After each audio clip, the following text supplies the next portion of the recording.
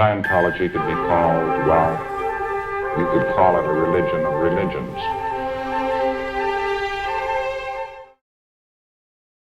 Today's guest interview is with Scott Gordon, the Scientology intelligence agent, Mr. Investigator. How you doing, Scott? Doing good, thank you. So you were what was your post again in the org? Well, I had several posts, but for the last years, I was the Director of Special Affairs down in Costa Rica, and I had been for several years at Celebrity Center Dallas before it became a regular org. Yeah. Okay, so they got rid of the Celebrity Center at Dallas, did they? Yeah, it was kind of strange. I don't know exactly how or why that happened, but they just decided to put it in with the regular orgs. So It seems like that was because Yvonne Gilham was setting up the celebrity centers, and they were expanding, and it seems like Hubbard and the church sort of started shooting them down. yeah, the Sea Org, I saw in Commodore's Messenger book that Janice wrote that the Sea Org missions weren't very, were a little harsh, let's say, on the Celebrity Center that Yvonne had going. So she had to really kind of work around it, kind of sneak around it in order to avoid the harsh measures and hitting her public and her staff. I think Yvonne was getting it a little too popular. Yeah, that's true. What was Costa Rica like? Well, as far as for Scientology, it was really refreshing for the first several years to go down there and find people actually applying policy as it was written and not as they thought management wanted us to do it, which is how the U.S. orgs were managed. So it was kind of refreshing to get back on policy. So there wasn't much Sea Org influence there. Exactly. But in the last couple of years that I was there, and a lot more staff began coming back from flag training, and they were very harsh and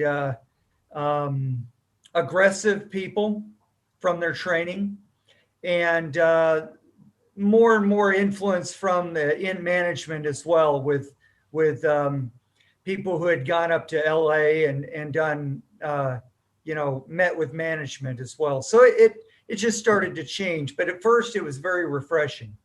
And what's it like as a country? It's very pro USA, very friendly people.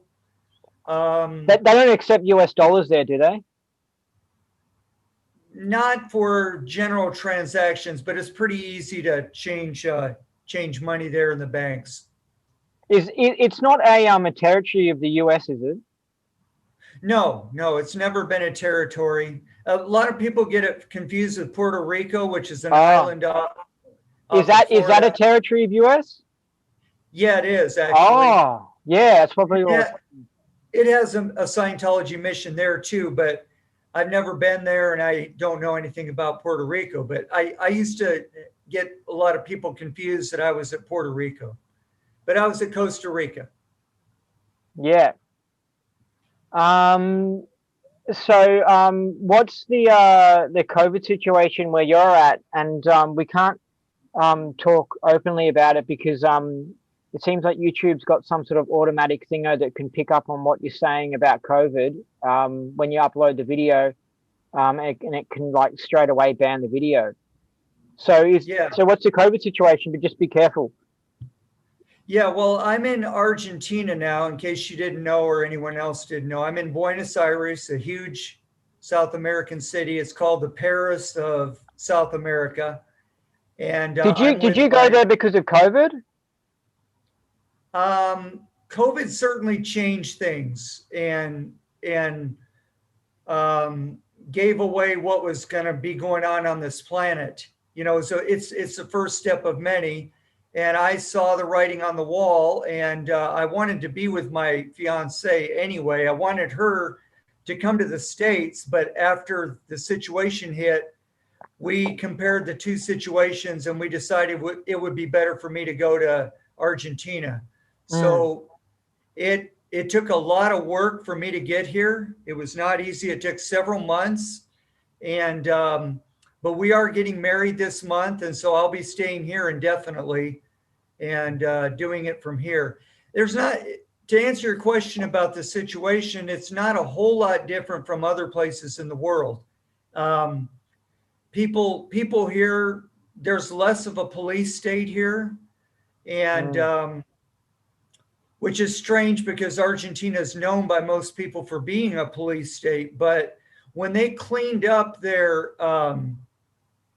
the police state that they endured up into the early 80s, they really did a good job, and they didn't require outside intervention. They handled it all with their own courts, and they brought the military junta to justice. And there had been a sort of a incredible, there were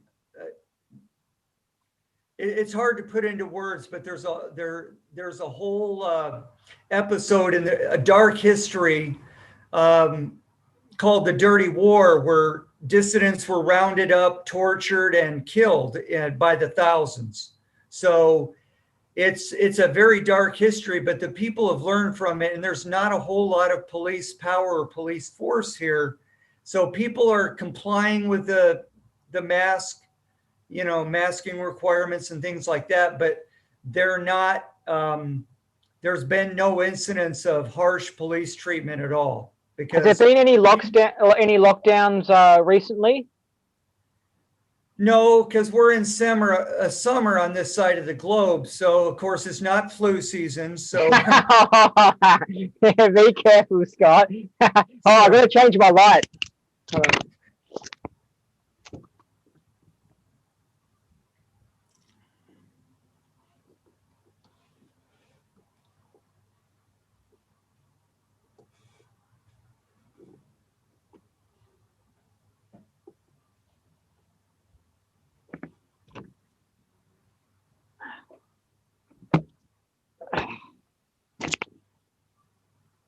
It was shining in my eyes. okay. That's what's annoying about lights. The best lighting you can get is also the lighting that annoys your eyes the most. That's right. Yeah. Yeah. So Argentina just had the first lockdown in April today, and that's it. Well, yeah, they started their lockdown last year. They never really let up much on it, but people are relatively free to come and go within the country. It's very hard to get in. So it took me I had to submit to a nasal swab and get a negative test before I could travel. So it was rough. And what was going in and out of the airports in America and Argentina like? Like, did it take hours to get in and out? Was it like a full-on prison or something? Well, United Airlines, as all the airlines companies, were functionally operating as a government entity. So they were basically enforcing things that aren't even laws, the guidelines, quote unquote. So they were enforcing all those and making you show your papers and all that thing. So it was somewhat delayed, but other than everybody wearing a mask, it wasn't so different than before as far as airports. But was it in Argentina where they required a negative test, was it? No, actually, no. When I got here, see, this is why I'm so upset about the airlines, because they made their own rules, arbitrary rules. And when I got here, I wasn't even asked for evidence of a test or anything. So that wasn't a requirement, except that United Airlines decided to impose it. So in America, you had to get the test, but in Argentina, you didn't. Yeah, and it was wasn't even an American law. It was United Airlines deciding that you had to have a test to fly, which was That's strictly speaking, not legal. and that's what they're going with. Like when it comes to the vaccine, the corporations are going to say, it's our right to require for health and safety our employees to have a vaccine, and for our people going on our airplanes to have a vaccine. So the government doesn't even have to pass the law; just the corporations just have to pass a policy.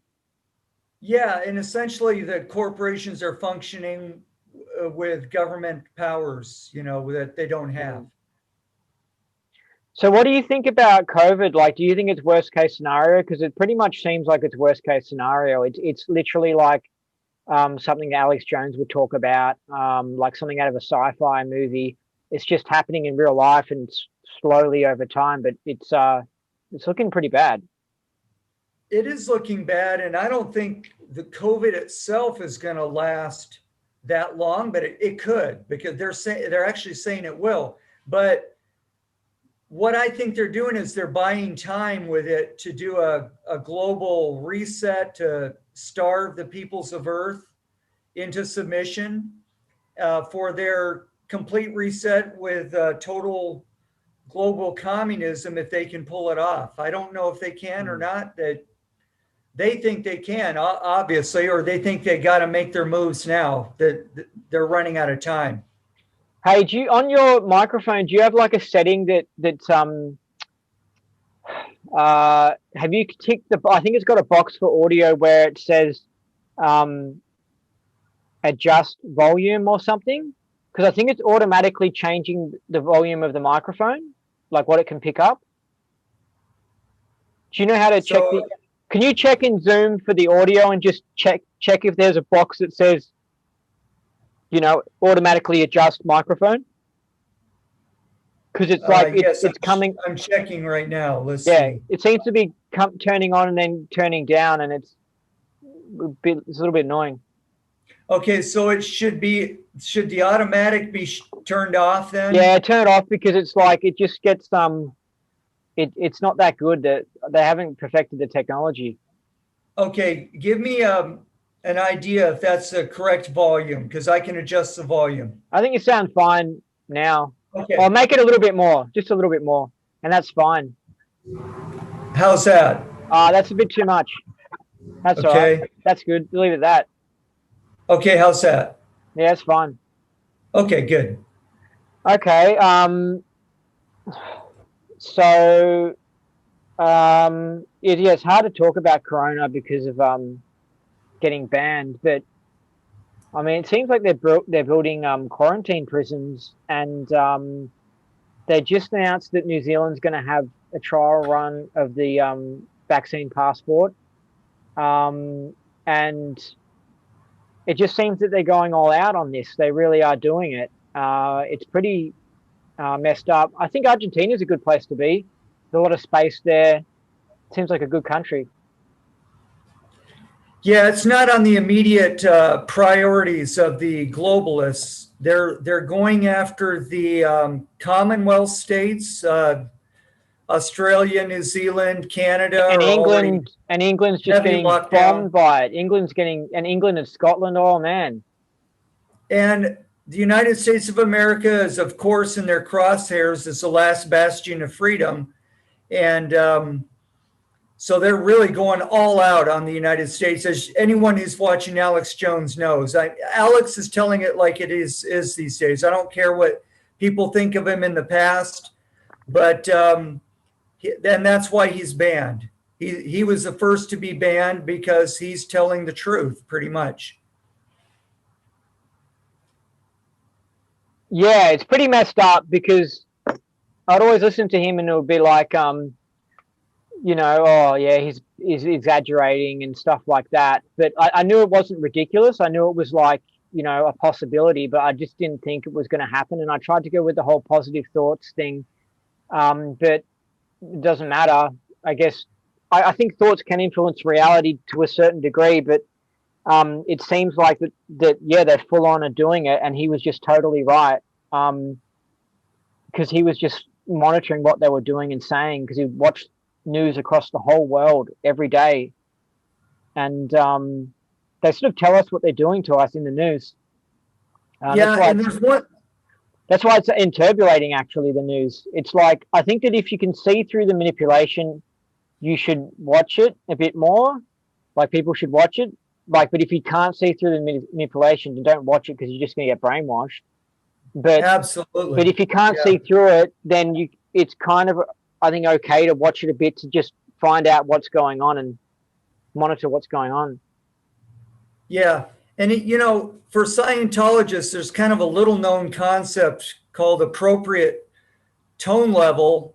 Otherwise, it's all misemotion, right? Which is the mainstream media is misemotion on it. Everything's fine. Every government's got you covered.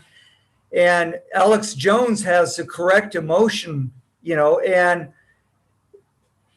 a lot of Scientologists might think, well, it's interpolating because he's yelling all the time and but he's actually has the correct tone level for the situation. And people have to either come up to anger out of their apathy or go into anger, because that's the appropriate tone level. And yet at the same time, he's very analytical. He stays analytical even when he's looks like he's coming unhinged. So I really think he's for real. He's sincere in many ways. Some people think he's an agent of this or that, and there may be some truth to that. But I really like the proportion of truth that he tells compared to so many others. I think it's good how he's obviously got some sort of computer or TV where he can check channels all across the world, and sort of a little intelligence network, so he can, go in and look at stuff for a few hours and then go, okay, and see what's going on in the world, and then talk about it in his show. I think that's a really good way of doing it, because one way they manipulate us is by people just watching their local news that brainwashes them, and then they don't see what's happening in that country or that state, and then they can get manipulated a lot easier. But when you get the different viewpoints, you can see through what's going on. Exactly.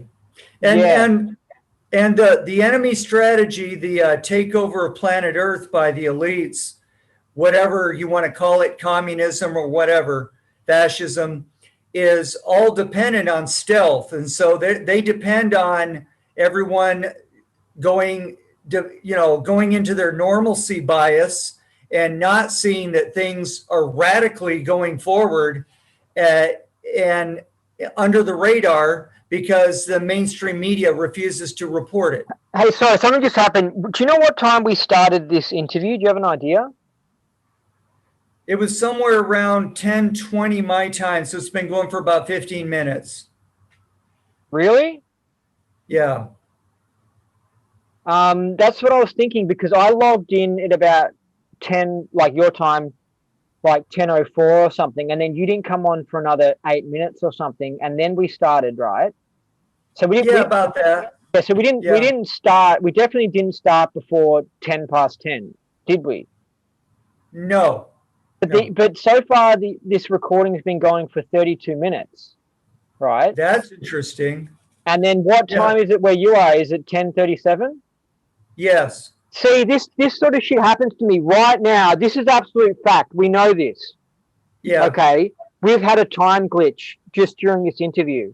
And this sort of stuff happens to me where I'll be like, not all the time, but like maybe once a month or something, where something like this will happen. We'll be like, hold on, we started it, blah, blah, blah. How is this interview gone for 30 minutes already? Right. Good point. That's crazy. It is crazy. Because this says it's going, my one says it's about to clock up to 33 minutes, right? Because also we were talking before I hit record on the video. So I do remember that. Except unless this timer is just for, but anyway, either way, according to this timing of 33 minutes, that means we must have started at 10:05 your time, right? Right. Because it's 10:38 at the moment.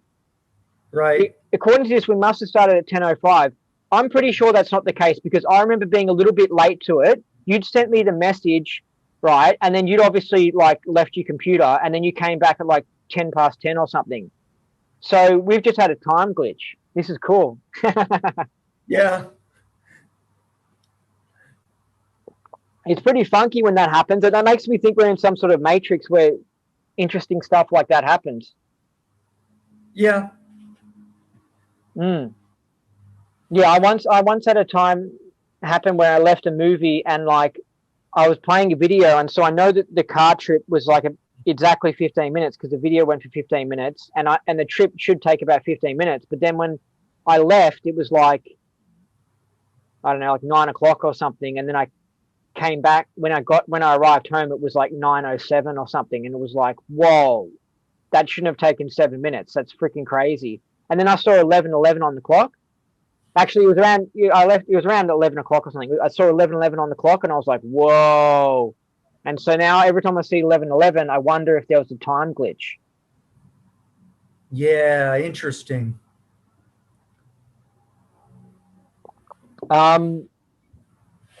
What were you saying just before I interrupted? Well, I don't think you interrupted. I just finished talking about how the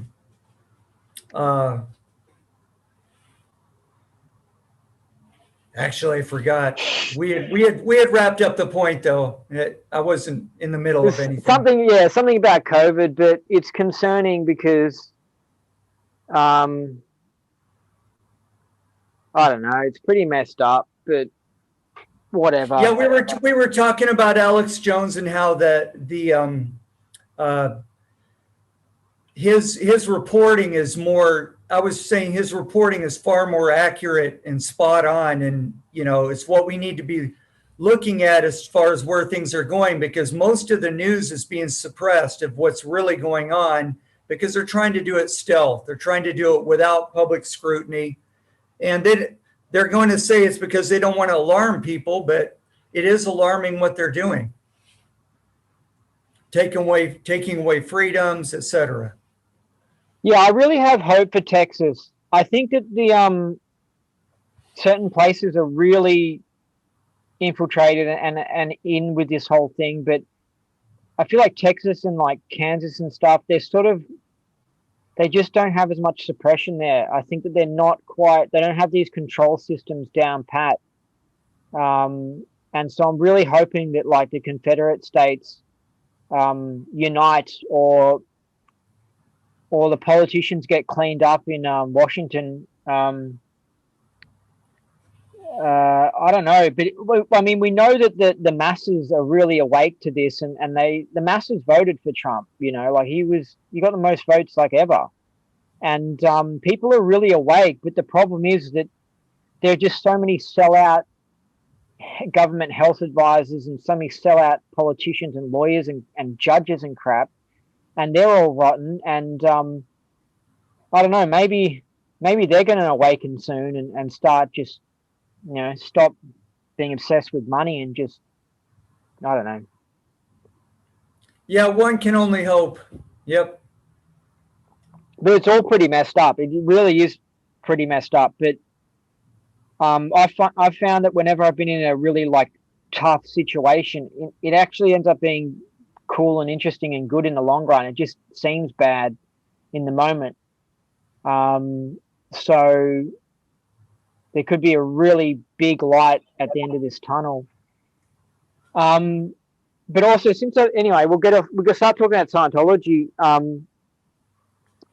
I've I'm only like a half Scientologist, or not even really one. And one of the big things that changed my opinion was Janice Gilham Grady's book, the second book, where she's actually around L. Ron Hubbard, and you hear the information about what he was like. What do you think of that book? Well, I read it with fascination. I really enjoyed the read. It's mind-blowing, isn't it? It's like, whoa. It's like, whoa. Yeah. It goes all over the place. I mean, you learn some things about LRH that are actually kind of cool, that he was a pretty powerful guy. But then you learn some things that that are mind blowing too, that are not so good. So it's very good though to be able to get a perspective of history of what really went down. You know, one thing I really would like to know more about is his alcohol and drug use, because I mean that's a really big thing. I think that's a really big out point. I would like to get to the bottom of that. What do you think about that? The rumors. Well, what I remember seeing was on places like ex-Scientologist message board, anonymous people who said they were messengers on the ship said that they witnessed him shooting up or had Shooting up what? Presumably cocaine or something like that. Because I heard that it was steroids. He was using steroids, and steroids is apparently a drug. That could be as well, and that he had a box of various pills, but you know, nothing has been really confirmed in that area. Do you know what? Yeah, the Zakharov. I haven't found anything that like you know, maybe he did a little bit of benzodiazepines or whatever to assist with trying to get into engrams and stuff, which is interesting because of course it contradicts this whole idea that drugs create engrams. But then he says the same thing with coffee. Coffee can help session, but coffee is a drug. It literally affects your mind. So he just contradicts himself there. It's like, is it an engram or is it? I don't know. It's just ridiculous. But what was I going to say? With the alcohol thing, right? Do you know what was super interesting in the book? Janice mentioned that Hubbard did have a stash of alcohol, and Hubbard said that that was his gifts that people had given him, because he would get lots of gifts and he would just put it in storage. And so I just thought, was Janice the young 15-year-old? Did she just believe Hubbard's little lie, like that little alcohol storage thing was all just gifts and he wasn't drinking them, you know? Or was he going in there every now and then and grabbing stuff and just keeping it under the radar? Yeah. I don't think this is just my opinion from what I've read and seen. I don't think he was a chronic alcoholic during the Apollo years. Someone blew the whistle on him on ex-Scientologist message board during the St. Hill years, that he was regularly imbibing alcohol daily and that he had a flask being replaced daily. I heard that. Do you believe that? Yeah. I do, because of the it rang true. But as far as the Apollo, he openly drank when he went ashore for social occasions like meeting with government officials or parties or, you know, and so he openly drank and he didn't hide it, and said it was okay, you know, but, and there's some of that in the book as well that Janice observed, but I don't think he was like a closet alcoholic on the Apollo years as he might have been back in St. Hill. Yeah. Yeah. He might have been battling it and had certain periods where he wasn't on it. But well, I think the difference was, I think he learned to solo audit and probably had some case changes, and you can't really do well auditing when you're under the influence, or we have a rule that 24 hours, no alcohol, and that's for a reason. And I think he probably skimped on that rule a little bit, but, I would say he tried to follow it, you know, for the most part, because it gives you better sessions when you're not under the influence.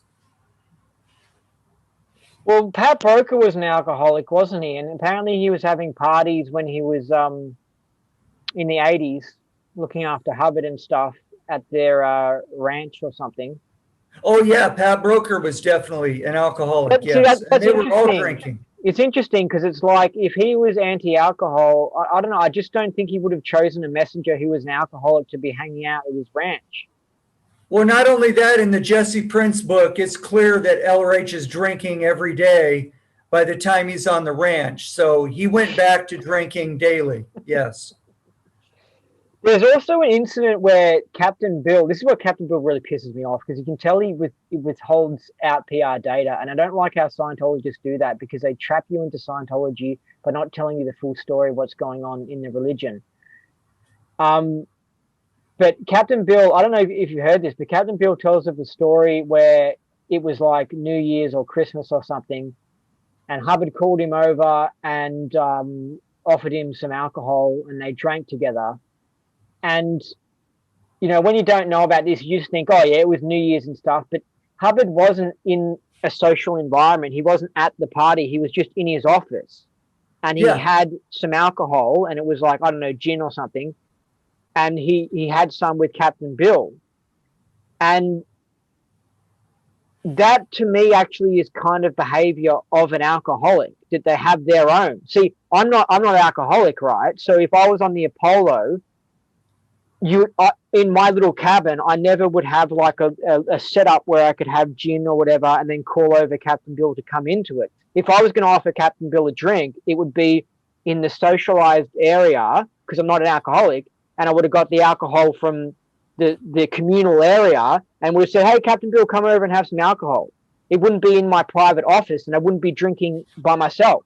Do you see what I mean? So that to me indicates that to me is a little bit of evidence, you know. But there's so much about Hubbard that's just so bizarre. I mean, like, even the times that Janice talks about where Hubbard would just, lots of, I think, loafing time where he would just sit around and tell stories and stuff. And, like, I don't know, you just get this idea of this really gung-ho Sea Org member, dedicated. And then you find out that he's up these stories of just him being messing around and stuff, and it's just, wow, Scientologists, the church members, are so detached from the real Hubbard. It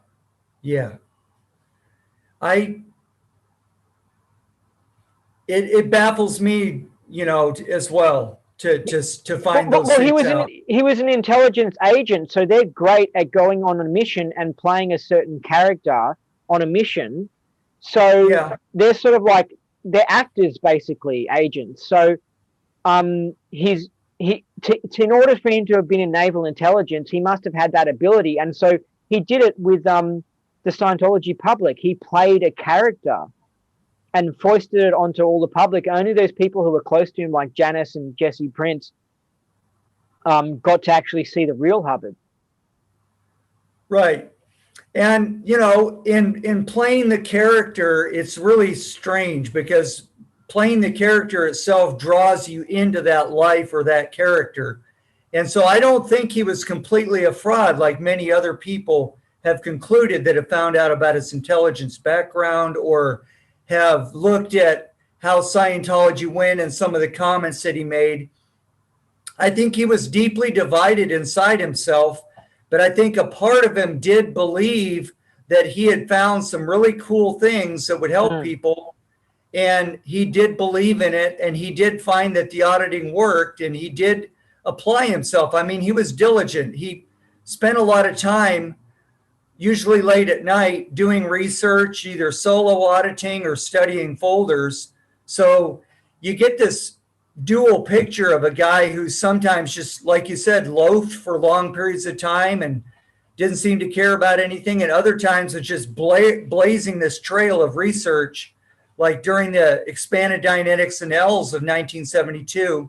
And the people around him will tell you that as well, that it's really fascinating how hard he worked at this, you know? So yeah, he's not a complete scam artist. He's not. Scientology, I think, is just a little bit of a scam. It's just not what you expect, because it does seem like that Hubbard really believed in what he was doing, but then he would go crazy, and then he could suddenly do something that was like against the tech, and he was just a crazy person. And we can analyze it, because I've come across crazy people in my life, and you can sit there thinking about their behavior for hours, and it's just a waste of time. They're just crazy. And I really think Hubbard was crazy. Yeah, you get that.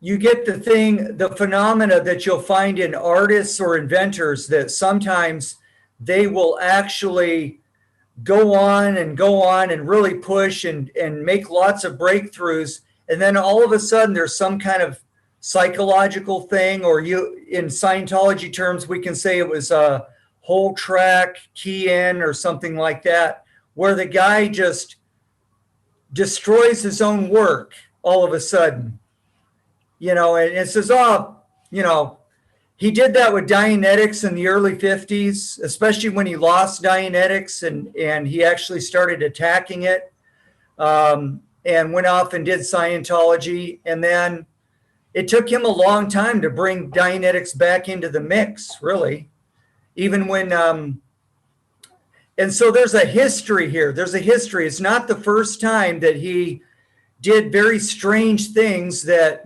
seemed to go against. But he just, and he got worse. But he got, as time went on, as he got older, he got worse and worse and worse. It does strain the limits of understanding, though. When you try to understand insanity, it's a must reach, can't reach. It's very difficult to follow. When was he serious and when was he spinning a yarn? After a while you can start to figure this out, but it would take me longer than we have to paint examples and to teach people, well, this is when I think he was sincere, this is when I think he was fooling around, because of the whole thing that the church, the mythology that you get when you go through the church, and they only have Hubbard the hero, Hubbard the God, Hubbard the savior. And that's what we were exposed to for so long. And that's why it's so mind blowing to find these things out later that, and he'll tell you, I told you I was only human. He didn't lie about that. Yeah. Yeah. It's interesting how intelligent Mission Earth is, but then at the same time, he was supposed to be freaking well crazy. And it's like, it seemed like, he was crazy. Like he was coming up with a running program, which was like a torture program. It's just, he's very entertaining. Like it would be awesome if someone really made a movie about him, actually showing how he really was. It'd just be like, what the hell? It's just such a crazy character. Well, did you see The Master? Yeah. So they kind of did, but that was more about his early years and maybe the first few years of the Apollo. It was a historical fiction, but they weren't very accurate with when was he on the ship, when was he off the ship. They tried to pack the 50s and 60s all together into one movie. And I think they did a pretty good job of capturing the feel of it, but they, you don't get really a good sense of the history watching it. You just kind of get the sense of the craziness and the fact that he was both trying to help people and also drinking in the back room, kind of thing. Yeah, and I saw that when I was in the church, and you just think that, it's written by someone who's gotten false data or something, and it doesn't sink into you. One thing that makes me believe in the whole drug and alcoholic thing is the craziness that Hubbard was showing, because it seems to be with crazies and stuff, that's what you seem to get. You get drug use and alcohol use and stuff, and you get erratic behavior. And so someone who's got a bad diet and exposing themselves to these chemicals and stuff, it makes sense looking at Hubbard's health problems and all those sorts of things. That's what makes me think that, this could be possible. If Hubbard was like just on this excellently clean diet and wasn't overweight and wasn't having outbursts of emotion, and showing signs of being hyperactive and stuff, if he wasn't doing that, then I would say the drug thing's got to be silly. But he shows signs of being affected by chemicals. Because, with me, the other day, I've quit coffee. I went back on it for a few days, and then I stopped taking it one day. Something happened. It really pissed me off, and I was like, I want to punch a wall in. And I was like, I feel so angry. I was like, what the hell is this? I was just so angry. And that was caffeine. That was the caffeine drug that was affecting me. And then you hear that Hubbard was Well, I heard that Hubbard drank a lot of Coca-Cola or something. I don't know. I haven't. Have you heard that from other people? No, I didn't know anything about the Coca-Cola thing. Well, No. I heard it from one person, but it didn't seem like he was lying or anything. I mean, he was a church member. He said he saw Hubbard on Well, the yeah, ship. He yeah. saw Hubbard on a ship with like a Pepsi or a Coca-Cola, and he goes, like Hubbard always did, or something. So, which makes me wonder, was Hubbard adding anything into those drinks? But I just noticed that Janice didn't talk much about him drinking Coca-Cola or alcohol or anything. So I don't know. But anyway, Hubbard shows signs of being a caffeine addict. And if he was smoking like 30 cigarettes a day, and sometimes he was even doing 3 packs a day, this crazy obsessive behavior, he's showing signs of nicotine addiction, caffeine addiction, alcohol addiction, drug addiction. Like he's showing the signs of it. Yeah, I would say I would agree. I would agree that certainly played a role. Because And aberration and insanity, like if you get rid of these thingos, these substances, seriously, aberration and insanity really goes away. People become a lot more calmer and sensible and reasonable. Part of the reason why society is so crazy these days is because everyone switched from cigarettes to caffeine, and now everyone's hyper on caffeine. yeah, yeah, that's a good observation. Now, one thing I wanted to point out for as far as Scientology history is that the drug rundown, Scientology drug rundown, was actually invented by a friend of Hubbard's, Pamela. I'll think of her last name because they were friends of the Hubbards all the way back from England. And her husband, oh, Kemp, Ray and Pamela Oh Kemp. yeah. And Pamela Kemp came up with the drug rundown somewhere around 73, maybe 72, 73. So I think Hubbard finally had a tech because he designed the Purif and everything later, but I don't think he ever got to do it. But he did get to do the rehabs because Pamela handed him that technology around in the early 70s. This is why I think he got some control over that, over his addictions during the Apollo years, because he really started doing better in 70, from 70s to 73, and came 70 to 72, let's say, and came up with a lot of amazing stuff. And before that had been really dramatizing a lot, you know, the OT3 stuff, the early Sea Org, the lower conditions. Not that things got dramatically better, but things got better as Sea Org became a better crew and Hubbard could relax a little bit. And I think he might have got control over his addictions for a while. So, you know, there were some golden years there in 70 to 72 with Hubbard. Yeah, and Janice talks a bit about that. And after that, he had the motorcycle accident and he had to run away to New York. And so the main reason I wanted to interview you is because since I spoke to you, I've become aware of Hubbard being an agent. And I reckon it's from Janice's book. I was able to connect the dots and the information, and it's like, oh my God, Hubbard was doing shifty stuff with his Apollo ship. And there's a reason why they were getting accused of being CIA, because they were doing stuff, you know, and I just couldn't think of a more perfect cover than some wacky cult, you know. And then they go to different ports and stuff, and they give some fake name, like there's some training company or some shit, and it's so obvious it's fake, and everyone goes, oh, they're secretly Scientologists. But it's really secretly CIA stuff. But it's putting that extra layer so that it's really clever, because it's like, if they're all going around saying, yeah, we're Scientologists, then people might go, oh, they're secretly CIA. But if you go, you know, we're some stupid training company, and everyone goes, oh, no, they're secretly Scientologists, it really helps hide it. It's like how the Illuminati is hidden by Freemasonry. You know, so you've got a secret society within a secret society. It's a really good way of having a secret group. You put the 2 layers of protection, you know, and so I think Hubbard was doing that. What do you think about that? Yeah, it's a really difficult puzzle to unravel.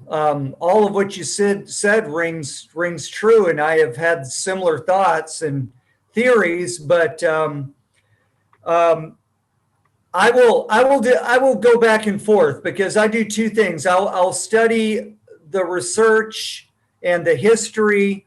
Some of it, the McClowry research, they've done a great job as far as exposing some of the times that they thought Hubbard was being either controlled or going along with a master program.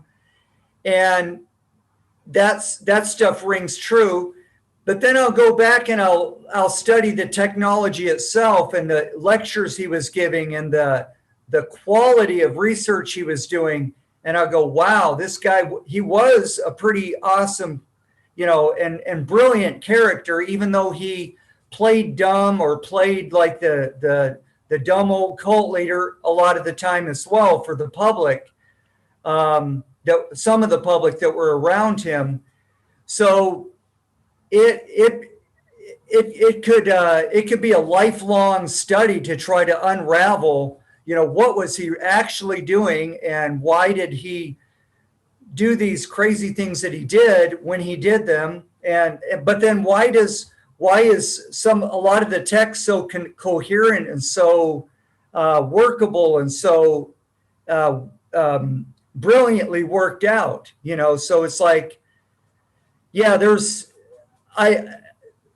the thing that's helped me the most is to kind of put this all on a time track and a timeline. And as far as I know, most people, like, for example, the McClarys have done most of their timeline with what was going on in the world and how might Hubbard have been interacting. Like when he was on the Apollo, was he interacting in the North Africa CIA missions to topple the Egyptian government, the Moroccan government? And sure enough, he was involved in the Morocco fiasco with his crew there in 1972, which is why he had to leave and flee to the United States. One of the reasons. He was actually being pursued by France government as well, which is interesting when you realize that I think it was French Morocco. So it probably went up the intelligence lines in France and he probably got in big trouble. Yeah, so they wanted to come up with like some reason to lock him up because they ordered him to go to jail or something. And they just wanted an excuse to lock him up, but they really wanted to do it because he was doing intelligence operations. Yeah. And so myself personally, I've done deep studies on Hubbard's history because I wanted to understand what influence. I knew there was an intelligence officer thing going, from Mike McClowry's book. And I wanted to know what influence that had on the technology and what insights we might get. And that in itself led me into a study of the history of the technology and all the other contributors and the people that were around helping him, who was there, who was, during those different periods. And it gave me a lot of insight as to what tech I feel I can rely on and what was, kind of wasted time or wasted research, didn't go anywhere kind of a thing. And so, yeah, it's fascinating. He was an incredibly fascinating character, a deep character, deeply evil, deeply good, all in the same package. And sometimes doing these intelligence operations like Rhodesia now seems obvious, right? 1966, going down there and interfering with the Rhodesian government and helping them reorganize and maintain apartheid and things like that. But it's obvious there's stuff going on because it's like the Apollo wasn't visiting a port and then putting on a dinner and they've got a local pub owner at the event. It's like, no, there were like important government officials at these events. How the hell was this happening? And then Hubbard was going around the islands being a photographer, snapping photos, and one of his cameras has some angle lens where you can point it forwards, but then it can pick up on what's coming from the side. And it's like, oh, maybe he wasn't taking pretty photos going around the countryside in these countries taking pretty photos. It's like, no, he was like snapping photos, probably collecting data and probably at these events he was probably snapping social photos, but they weren't really social photos. They were snapping photos of key government officials and stuff at these events. I mean, he was doing stuff. Yeah, I never thought of that one, the photo angle. I never thought at all that the photos were anything more than a hobby, but you know, and in those days, people don't realize, but in those days, photos were few and far between, and they were extremely valuable and Exactly. intelligent. Yeah, photos were intelligent stuff. Nowadays, it's not as much of a thing, but back then, that was what they would do. Yeah, yeah. And you, I don't know. It's just, I'm sure there were cells operating within Scientology. And then the way Scientology has this heavy emphasis on overts, it's like they want to get as much data they can from you, and it's just like you go to do a new role in the organization, and they want to know what your overts are, and it's so much emphasis on overts. It's just like, I don't know. It's just classic information to compromise people, you know? Yeah, yeah. Unfortunately, overts can be used in that direction as well. Yeah. So it's tricky. I think that like Hubbard was doing his own thing, but then just attaching on a few little piggyback riders of trying to attack communism and doing CIA operations. He was just attaching a few things on, and that was one of the reasons why Scientology was getting into a lot of trouble, and also the fact that Hubbard himself was causing the trouble because he was just I reckon the number one reason they were attacks, because he would do outrageous things and piss Scientologists off, and then they would go and blow, and then they would go and contact the government and go on TV and be like, this person's causing problems. And so Hubbard was just causing his own problems. Yeah, to some extent, that's true. Yes. I mean, he did have a point that the AMA was after him in the early 50s, and it turns out that they really were. But this is a case of the right hand not knowing what the left hand is doing in your government agencies. The FBI was always after Scientology. The CIA was always secretly protecting it. Yeah. I mean, you see these themes go on through the years. And altered importance. There's lots of altered importance going on with how Hubbard blames it all on like the conspiracy or something like that. And it's like, nah, you know? Yeah. Yeah. Yeah. And when you're trying to hide things, you do very strange things, and you know, the public sees a very strange picture. And then, you know, we're being good Scientologists, we try to dub in or create that, well, it's for the best, or, you know, we put the best painted picture on it. You know, like, for example, your thing that you just said about photographs. I never once thought that the photographs were anything other than a hobby. And there's a small possibility that that's what they were. But, you know, when you got to think of all these different things, because once you learn that there was heavy intelligence involvement in Scientology, and not to change the subject too much, but speaking of heavy intelligence involvement, a lot of people think that we're talking about some kind of national security interest or something like that. And a lot of people don't realize that, you know, if you go deep enough into the rabbit hole, you've quickly learned that the CIA, the NSA, the MI6, all of those big alphabet agencies are above the level of government and not the other way around. In other words, they're not working for government. They are manipulating governments on behalf of some higher masters. So when you see it in that context, you realize how Hubbard could operate in two continents, in Britain and the United States, and be doing the same mission and be under the same sort of protections, because those agencies were also working together. And it wasn't necessarily national security. In fact, usually it was not anything to do with that. Yeah, and most top politicians are actually an intelligence agent. Basically, are intelligence agents. So they're controlled by, like a puppet, by the intelligence agencies, and they install the presidents and that sort of stuff. So yeah, that certainly can be seen in the Hitler administration. He was a British agent from the very beginning. A lot of people still don't know that. Hitler was a British agent. Yeah, from the very beginning. He Really? spent 2 years at Tavistock studying intelligence when he was a young man before World War I even started. Really? Yeah. So, because I know that Britain, when Hitler, like when Neville Chamberlain or something was, I think, anyway, there was the Prime Minister before Churchill, he was pro-Hitler, and then Churchill came along and was anti-Hitler and started the war. So I don't know. Yeah, that's your controlled opposition there.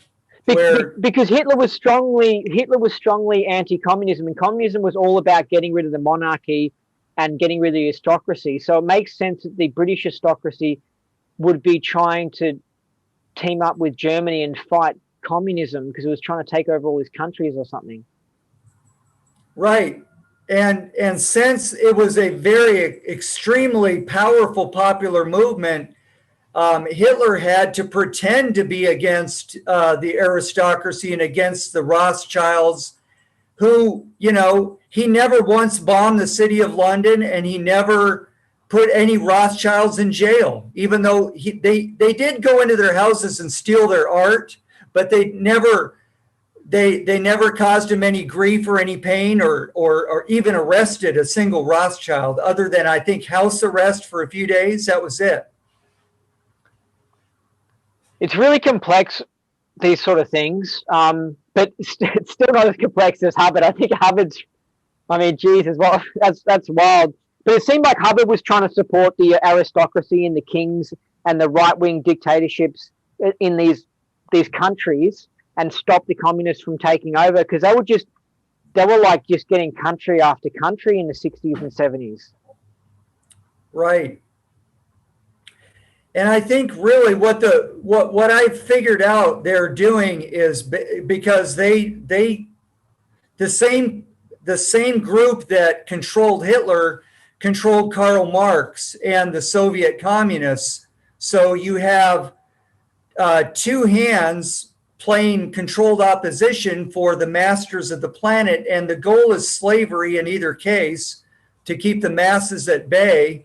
And the movement towards a republic of the people was either blackballed as communist in depending on what they needed or what they could do in different countries, or it was blackballed as fascist. So, they had two boogeymans to get the public anger directed against, in order to escape the anger coming against them, or the revolution hitting them, so where they had to lose their wealth and the people, get republics instead of either,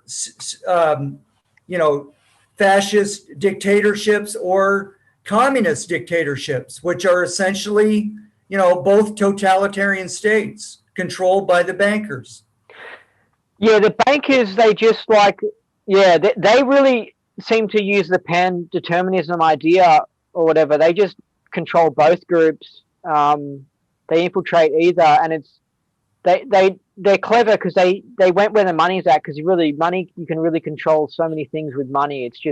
It's the lifeblood of the world, and so they're clever. Anyway, I don't have that much to ask you, really. I just thought it'd be cool to do an interview or something. I'm going to move on to making like a podcast that's just on all different topics. Oh, okay. Yeah. Do you know much about the weather manipulation? That's an interesting thing. Have you been having a cold summer where you're at? No, we're doing pretty good here in Argentina, but back when I was in the States, up through Christmas, around Christmas time, brutal cold. We know that they have the technology. They've had the technology for over 100 years to control the world's weather, and they don't need a HARP station in Alaska. That was just one of many different stations that they can use to send electromagnetic fields and create high pressure zones, low pressure zones, steer hurricanes. They've had this technology on the books for decades, and people still act like it's a conspiracy to talk about controlling the weather. And they just hit Texas with unbelievably unseasonable. Well, I know. The thing about that though is that I did hear that could be because of their weather control, but also it could just be from global cooling, because it seems like the world on average is getting colder. Like hearing about these record colds, because it wasn't just Texas. I mean, Russia was getting it. England was getting the cold weather. Australia just had its like, Melbourne didn't even experience summer. We honestly, imagine if you didn't have a summer, right? You would just go, what the fuck? So as the years have gone on, the summers have been getting cooler, and now it's reached a level where we don't have summer anymore. And it's like, this is crazy. Like, this is like, the timing of this to come along with COVID is almost like, whoa, this is freaky. But like, do you think that the Texas weather event that was caused, or that was just part of global cooling? I'm pretty sure it was a dark winter program. Joe Biden telegraphed that in one of the presidential debates. He said a dark winter is coming.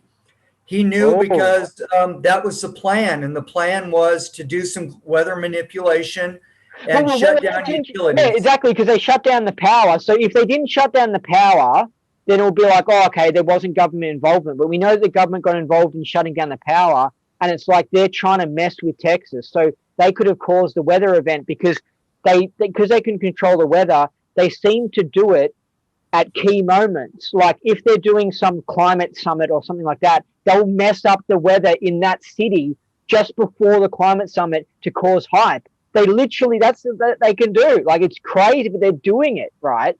I know it seems hard to say, but I listened to stuff by some guy that was like a former weather presenter, and he quit the weather presenting because he could tell the weather was manipulated, and he was like, what the hell? But yeah, so it seems like they caused this crazy cold Texan weather, huh? Yeah. And I'm reminded of when I was a kid in Montana. I grew up in Montana, and I used to hear these, we thought they were like cranky old people talking about Russia was messing with our weather, and they might have been cranky conspiracy theorist old people, but it just gives me a chuckle to remember, that people were talking about this openly in the 70s, and now it's censored all over Facebook. You can't talk about it anywhere. I've heard about some weather manipulation that was going on in the 70s or whatever, but what were they saying? What weird weather was happening in Montana? No, I don't remember specifically, but I do remember that people were saying, well, maybe the Russians caused it. And it wasn't like people would laugh at it. It would be like, yeah, well, maybe so, that we knew that they had the technology to do that. Oh, wow. Back when it was the Soviet Union, nobody had any problem suspecting them of doing weather warfare. But now that the Soviet Union's gone, of course, no one would ever mess with the weather for any reason on planet Earth, for some political agenda. That's conspiracy thinking. Yeah, I mean, I spoke to a guy who in the 80s was cloud seeding, so causing rain for the catchments in Melbourne. And I was just like, what? And he was just like, yeah. And like, he wasn't bullshitting. Like, I know the guy is good and trustworthy. And so the reason why I guess I was surprised was because I remember as a kid from like the late 90s into the 2000s, all this talk about drought and, you have to stop using the taps and all this bullshit. And it's just like, what? Just back in the 80s, you could make it rain. Then why are we doing all this crap? And it's like, it's because they're trying to control us and reduce the population and all that stuff. But they just stopped they've just kept the technology secret, Yeah. And it's funny how they've been able to psychologically manipulate people to the point where they get, literally, openly, extremely upset that you even bring that up, Some people. I think it's cool the good side about COVID is it's cool that we know that they can do these big things, these big programs, and that it's just confirmed so many things. It's like, Right. whoa, yeah, they really are pulling the strings and doing these big events, and they're willing to do outrageous stuff. Like, I remember years ago thinking if they were causing the California fires, and I'm like, nah, they couldn't be doing that. Nah. And it's just like, yeah, they're causing these fires and stuff, you know? Yeah. Yeah. And, I was watching another video of yours on the OT3 thing, and you went into a little bit about how the elites work. And you were talking about how they will reveal what they're doing. And I thought we should expand on that a little bit. They reveal what they're doing in movies. They reveal and I think Hubbard seems to do that as well. And it's like some sort of way for like the people who are switched on. It's like for the elite, right? It's like a little like what about the clear cognition? Like, I don't know. I can't believe it. Like you're mocking it up. It's like Hubbard's saying, yeah, you're an idiot. You're making it up. You're mocking it up. You know what I mean? And it's like, I don't know. It's like Hubbard's doing the tactic that the elite use, where it's like they tell us, like with the vaccine, they could have kept all the vaccine side effects completely secret, but it's like they've let the cat out of the bag. Like I don't know. It's like they're almost wanting people who are awake to not get the vaccine. Well, they're talking out of both sides of the mouth, as it were, in terms of in the media and popular alternative media, they're sending two messages. One message is, don't worry, it's safe, trust the government. And you get a lot of people that go and get whatever vaccine they're going to give. No, don't even think twice about it. And then there's another one where they're telling people exactly what they're doing. And it's just mind blowing. And, and then they censor it. Right. Well, so it's like, yeah, well, I'll tell you, I'll give you an example of what I'm talking about. Is that like they had something where on the news, they announced, the amount of flu deaths in 2020 was 0 or something, and last year it was like, I don't know, 10,000, and we've had 10,000 COVID deaths. And it was like, you're watching the news and it's like, they're just telling you that like of what's actually going on. And I'm just thinking that if I was running this program, I would not have mentioned that information about the flu deaths. I just would not have, because it gives it away. But then it makes me think that it's like, no, they're trying to save the people who are switched on.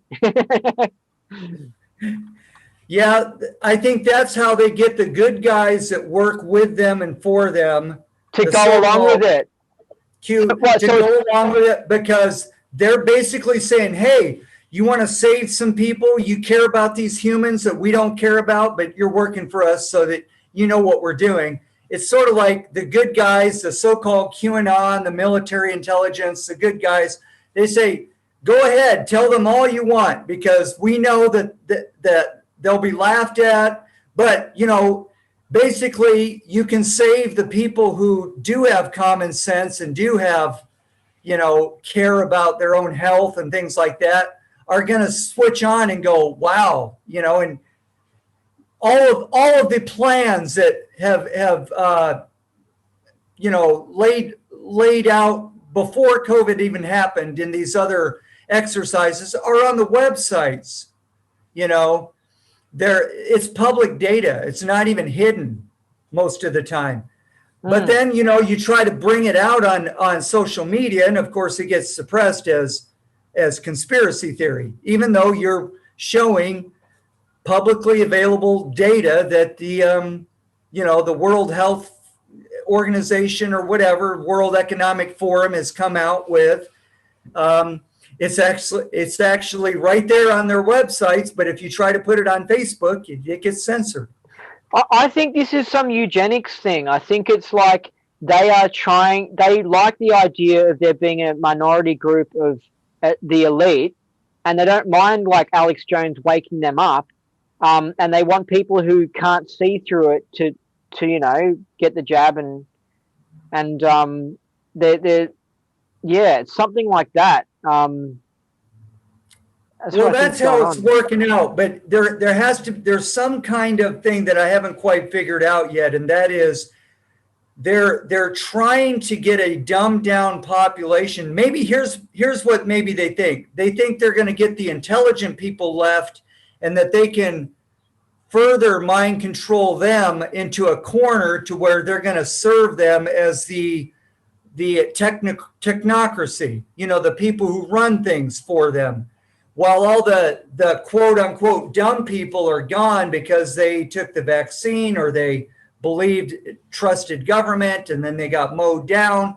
And the rebels got in the other corner, and they're still alive, but they get sucked into it anyway. That they must think that they're eventually going to get the go-getters, the doers, the thinkers, and doing their work for them. Otherwise,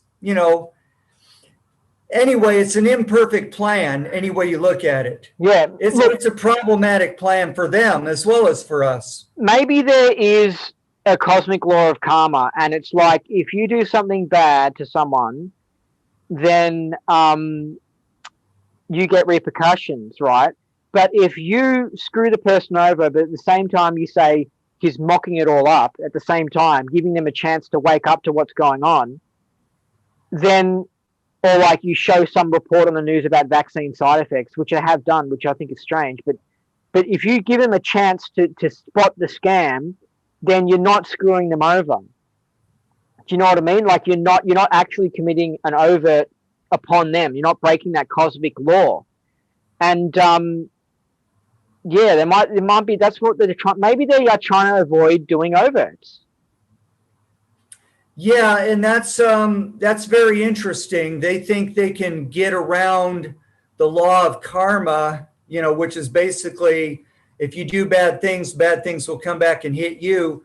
Well, we're okay because we're telling them, and they're the ones who are deciding to do this. It's with their consent.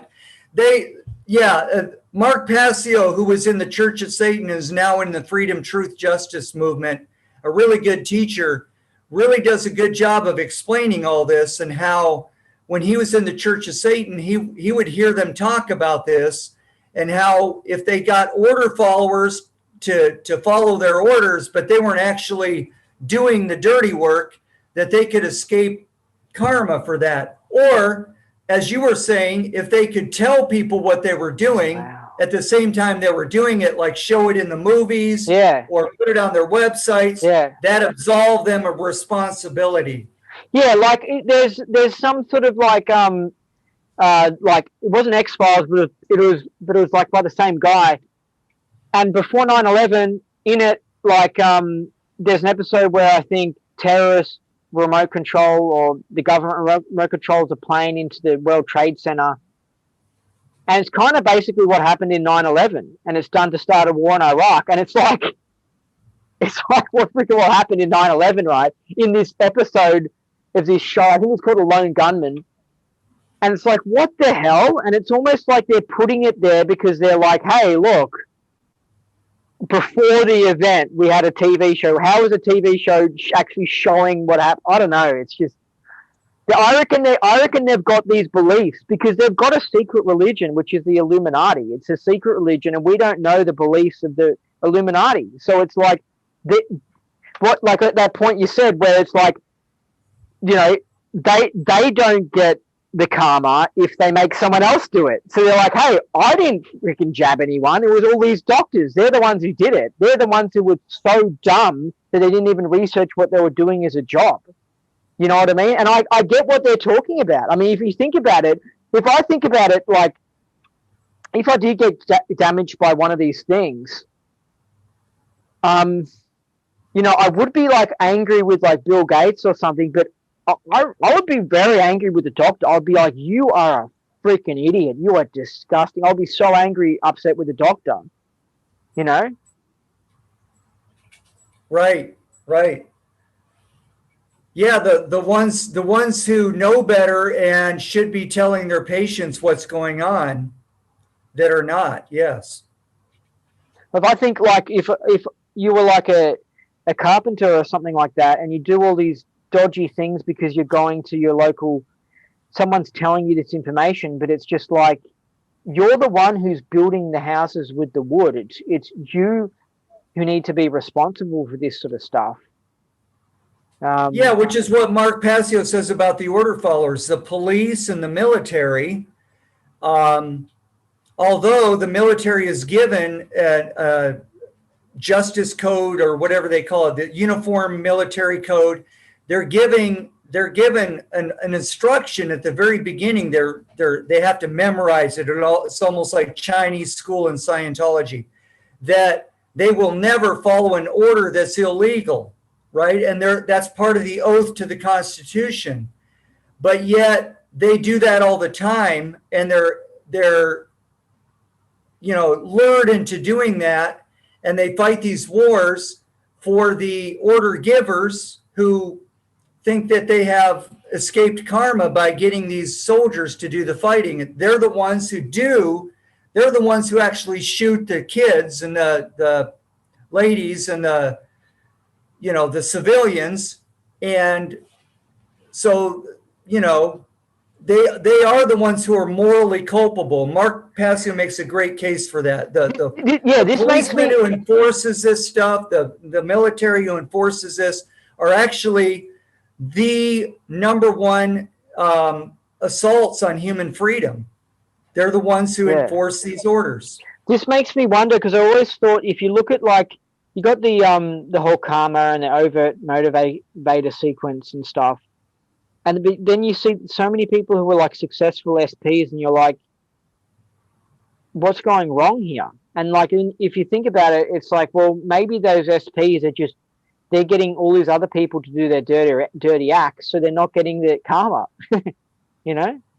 Well, this is what I've looked at it for a long time, and my conclusion has been, yes, their karma is coming to them, but what they do is they get into this long cycle, because it takes a while for the universe to adjust events so that this person's going to be put in the position where they have to suffer the consequences of their policy, public policy, as a politician, for example. Whereas a soldier can get a bullet, the next day, and they often do. So there's, on the ground level, you have fast karma, and the further away you get from the action, the longer the cycle. So it's like, my conclusion has been that these guys will get what's coming to them, but we don't see it in our lifetimes. It's very discouraging. Yeah. And they get into that long cycle by getting others to do their dirty work. It's kind of a shield or an insulation, but it's just kicking the can down the road. They're going to get hit, sooner or later, because they're being evil. Yeah. All right. Well, I don't have much else to ask you. I wanted to clear up one little thing, and that is the mocking it up thing. There's two situations where that comes up. One is in the clear cognition, and the other is in OT3. And I used to be friends with Arnie Lerma before he died a few years ago in extremely interpolating and mysterious circumstances. But he used to complain about Hubbard telling you what he was doing in the same way we were just describing in the OT3 story. And that's very different from the clear cognition. The clear cognition is kind of like when you look at people's folders that go clear, and over they have this cognition that goes with the moment of going clear. It's not exactly the same thing. I just wanted to make a differentiation there, because on the one, I think he is fooling people. I don't go along with this OT3 story very easily. I'm not sure if it's completely bunk, but I do think that there's something wrong with it. Hey, do you know what I heard Jesse Prince say? In Jesse Prince's book, he mentioned that during the OT3 incident, the lunar moon was involved, and it seems that I've looked into it. The moon came to Earth 10,000 years ago, but then it could have been another moon that was involved. But so this is why it's like you look into OT3 and you just can't confirm anything. But anyway, go on.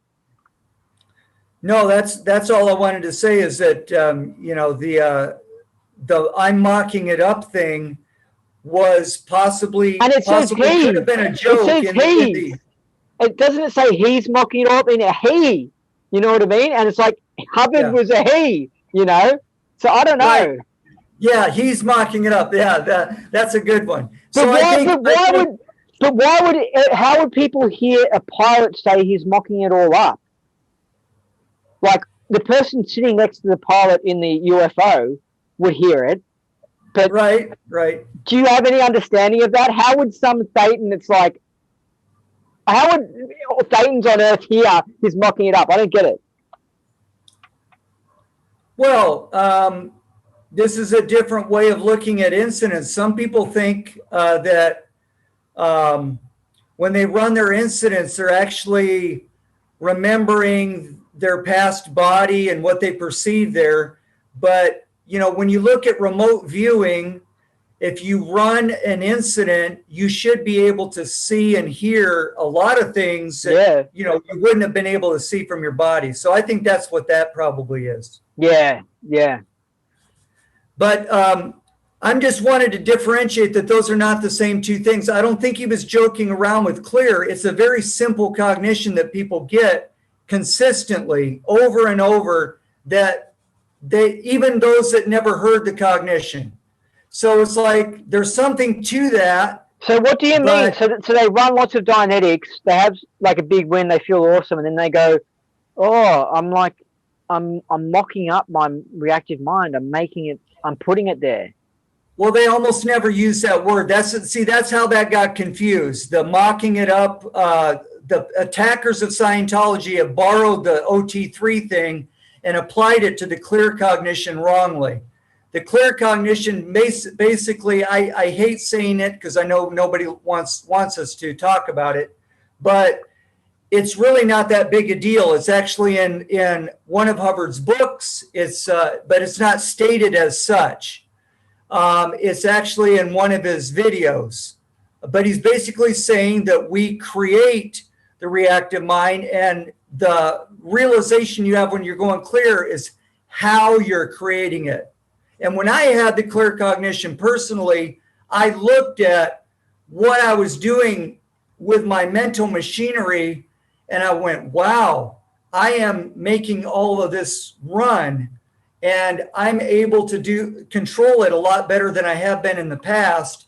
And it made a shift for me in, okay, I don't have to be the effect of force incidents anymore. So one wording of it could have been, oh, I realized I was mocking it up, but I don't like to use those words. It's more like, oh, I saw how it's a construction and how I started that whole thing going. But it doesn't rival common sense at all, because we know that as a spiritual being, we, at some point on the track, we started being defensive, not confronting the force that was coming at us. And it made a separate kind of mind of the things we're not confronting, the things we're not looking at directly. And we kind of pushed it down. We suppressed it into what became called the unconscious or the reactive mind. And it makes sense, as long as you believe in past lives, it makes sense that at some point you started doing that and then you forgot you were doing it. And when you go clear, you kind of remember, oh, wow, that's what I'm doing, And it doesn't mean that every engram is wiped out from there on, because clears still have engrams, but they don't have the same response to them. They're not so much effective them. There's a qualitative shift from just being complete effective them and being unaware of what's going on to, being able to observe things happening. For example, I got beat up, after I went clear. And while it was happening, I had this special awareness I hadn't had before. And it was like I was able to be there in the incident while it was happening in a way that I had never had before. So even after that happened, I was going, something was very different about my mind when I was in that situation, because other situations I've completely locked up or, gone into complete automatic mode. And I had some of my analytical mind. I'm not saying all of it, but it showed me that there was a qualitative shift in how I viewed force that was coming at me and my confront of it. And later on, I confirmed that I had gone clear, before that. But that I just wanted to point out that those are not the same two things. And I don't think he was playing a joke on us about the clear cognition, where he might have been playing a joke on people on the OT3 incident. I don't know. I don't want to say. Yeah, OT3 incident. It's just got too many things that are like, oh, this is a bit, well, but I think I might naturally have this clear ability. Like, I might be a natural clear. Like, I don't know if I inherited in this body I've got or something. But because I've noticed that I can just see. I noticed that other people, they can be in an environment and something happens and they just instantly react. And whereas something can happen in an environment, I can see it happen. I can go, oh, that's interesting, and I view it in like a detached way, and I don't react to it. And so, This is news to me. I thought you were clear. So I looked on you as a fellow clear all this time. So it's funny. It's like, oh, I didn't know. I knew you'd done your grades, and I assumed that you were clear. No, I only did about 8 hours of Dianetics on grade 4, like surfacky thingos. But in the church, people were going, people on that many hours with the new GAT2 were going clear. Like a lot, actually. Like, there was a lot of people that didn't need to do 40 hours of Dianetics, or a lot that were doing it within just an intensive of Dianetics. But no. But I've seen it in other people. Like, I've noticed it because I noticed that other people, I go, wow, they act stimulus response. They go like they just, things set them off. Yeah. Like I don't know. It's hard to give an example, but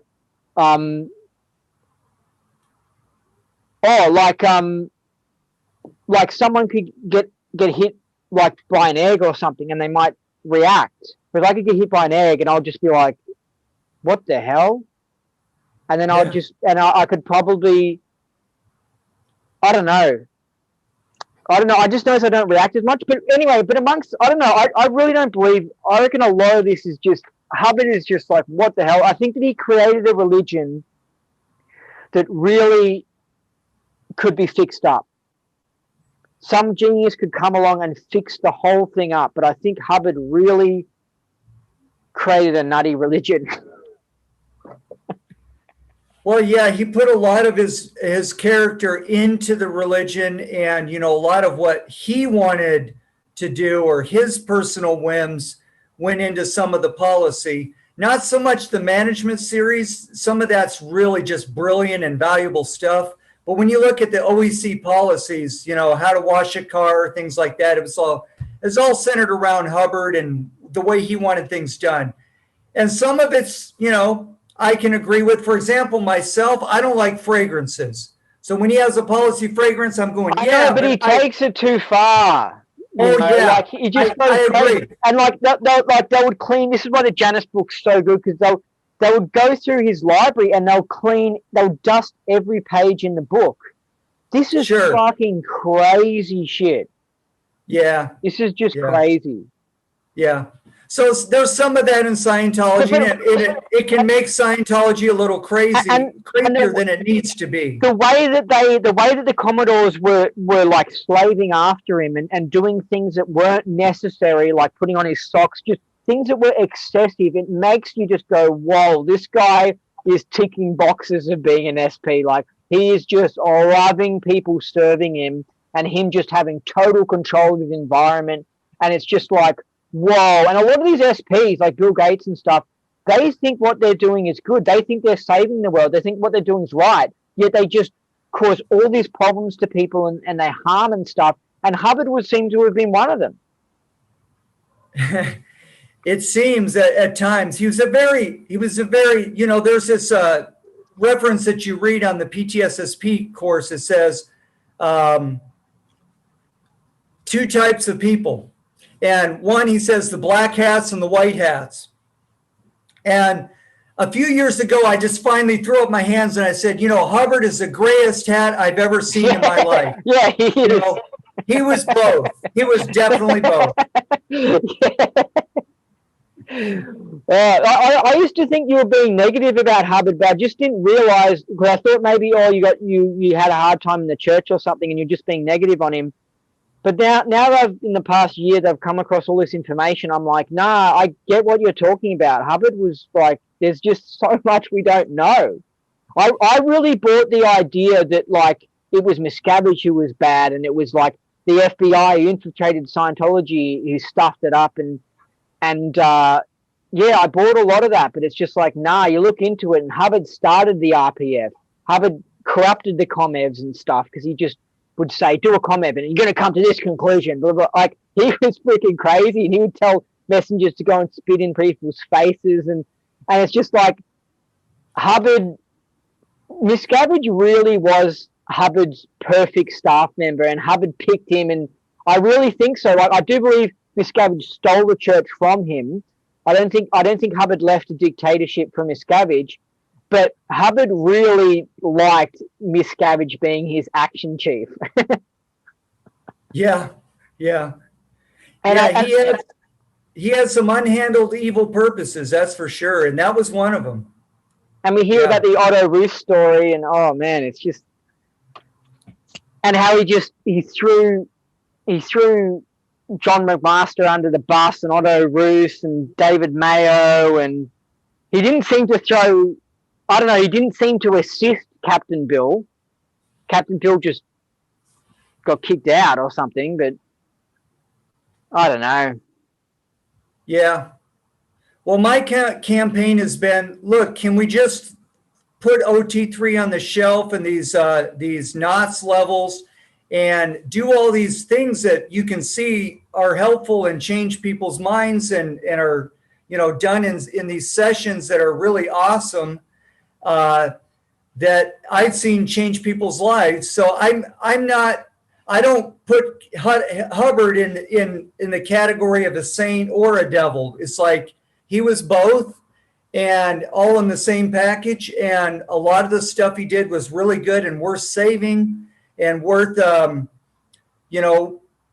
reevaluating and collecting the gold out of it and letting the other stuff burn, So that's my approach to it now. It's like, this world needs a way to de-aberrate people, and we have a lot of good techniques in Scientology to do it. One of the things Hubbard was trying to do is trying to fix himself through Scientology. Yeah. And you can imagine the frustration that he never quite got the auditor with the altitude that needed to really dig in there and get those evil purposes, because he got a lot out of the tech because he did a lot of auditing and solo auditing, but he's a bypass case. He never got those things fixed up. And he's just wild. And that's why I don't trust his tech and his OT3 and all this sort of stuff, because knowing what he was like in his personal life, it's just like, I'm not going to trust this character that he's written in his freaking fiction books. It's just he treated his whole life like fiction. He created this character of L. Ron Hubbard, the savior. And it's just wild. Like Diana, like in the Jesse Prince book, like, freaking hell. Like he just his son killed himself, right? Because his son had pressure from his father. Like, I just reckon that if I was his son, if I had Quentin, I just don't think that he would have killed himself, And then you got Diana, and like he tries to steal the grandson from her or something, and it's just like, it's just brutal. It's just like, whoa, he really seemed to do what thou wilt.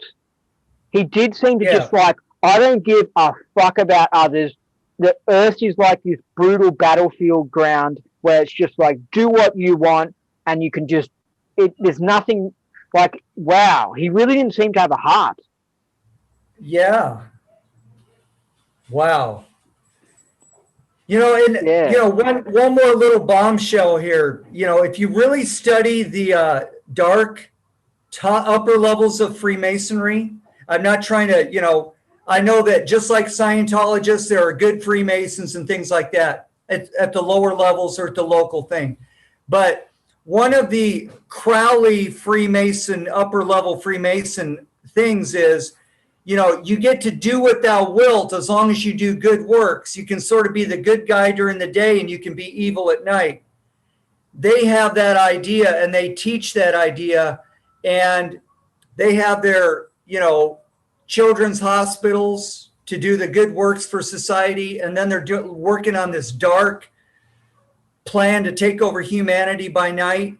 And so Hubbard was a perfect example of that. And he was educated and reared in that environment. I think maybe as young as 12 when he was turned on to Crowley by Commander Thompson, you know, who taught him all. Hold a second. I want to go right into that. Actually, we can finish off with that because that's really interesting stuff. But yeah, Hubbard totally seems to do this because he'll be like, hey, he'll be like, look, I introduced the world to clearing words, which I think is just the best thing ever. It's like saved my life. It's like freaking genius, right? But then it's just like he can just do hard sell. He can just like murder people. Like I don't even know that if that much went on with Hubbard, but it's just that like because what he did was so good with introducing the idea of clearing words, it's like he can just get away with doing outrageous shit. And it makes me wonder with like I don't know, people like Bill Gates and stuff, it's like they can say, no, it's okay, I can do this and that because I've done something else. This is another little law that they have in order to get away with overts. That's a great point. It does fit with that package of things we went over earlier. Yeah, you can be bad as long as you're good.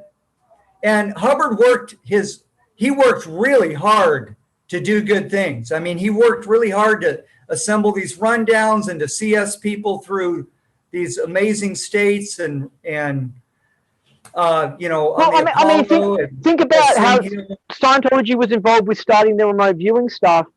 The remote viewing stuff is genius, and I wouldn't know anything if it wasn't for I wouldn't know much if it wasn't for these remote viewing things by like the Farsight Institute. I mean, their data is just like, whoa, it enables me to go into history and find out about things. And remote viewing is so good. It's like all the shit problems that Scientology caused and stuff. It's like, it's all worthwhile because we got now trained good remote viewers that have an actual scientific technique to exteriorize that they can prove. And I can actually see how the pyramids were made, and I can watch people doing it, and I can see how Hitler escaped from Berlin and stuff. And it's just stuff that I'm just like, yes, it's such good intelligence data. It's just so good, and it's like Hubbard almost knew that, you know. It's like certain things I'm doing are so good that I can get away with doing outrageous shit. Yeah, and I think he did less of that towards the end of his life, and I think the bad things that are attributed to him towards the end of his life were really done by the infiltration of the bad CIA. But I think when he was in the 50s, when you run into Hubbard's son revealing how he grew up and how his old man treated him and what he went through in the 50s, you're going to run into this kind of Satanism stuff that he accuses his father of. And you should look at it in that context, because I don't think Hubbard stayed in that state all the time. I think that he grew out of it, and I think Mary Sue pulled him out of it. I think Mary Sue started a family with Hubbard, and he did go and often cheat and stuff, but in general, it gave him a stability, and it gave him the sense that he was doing something good for people and for mankind when he started the really taking off at St. Hill. And I think you can see times where his good side was much more powerful than his dark side. And then you can see when he got defeated or keyed in that he would drop into doing some dirty things in the dark side. And those things are now just only now coming out because it's been so unsafe to blow the whistle.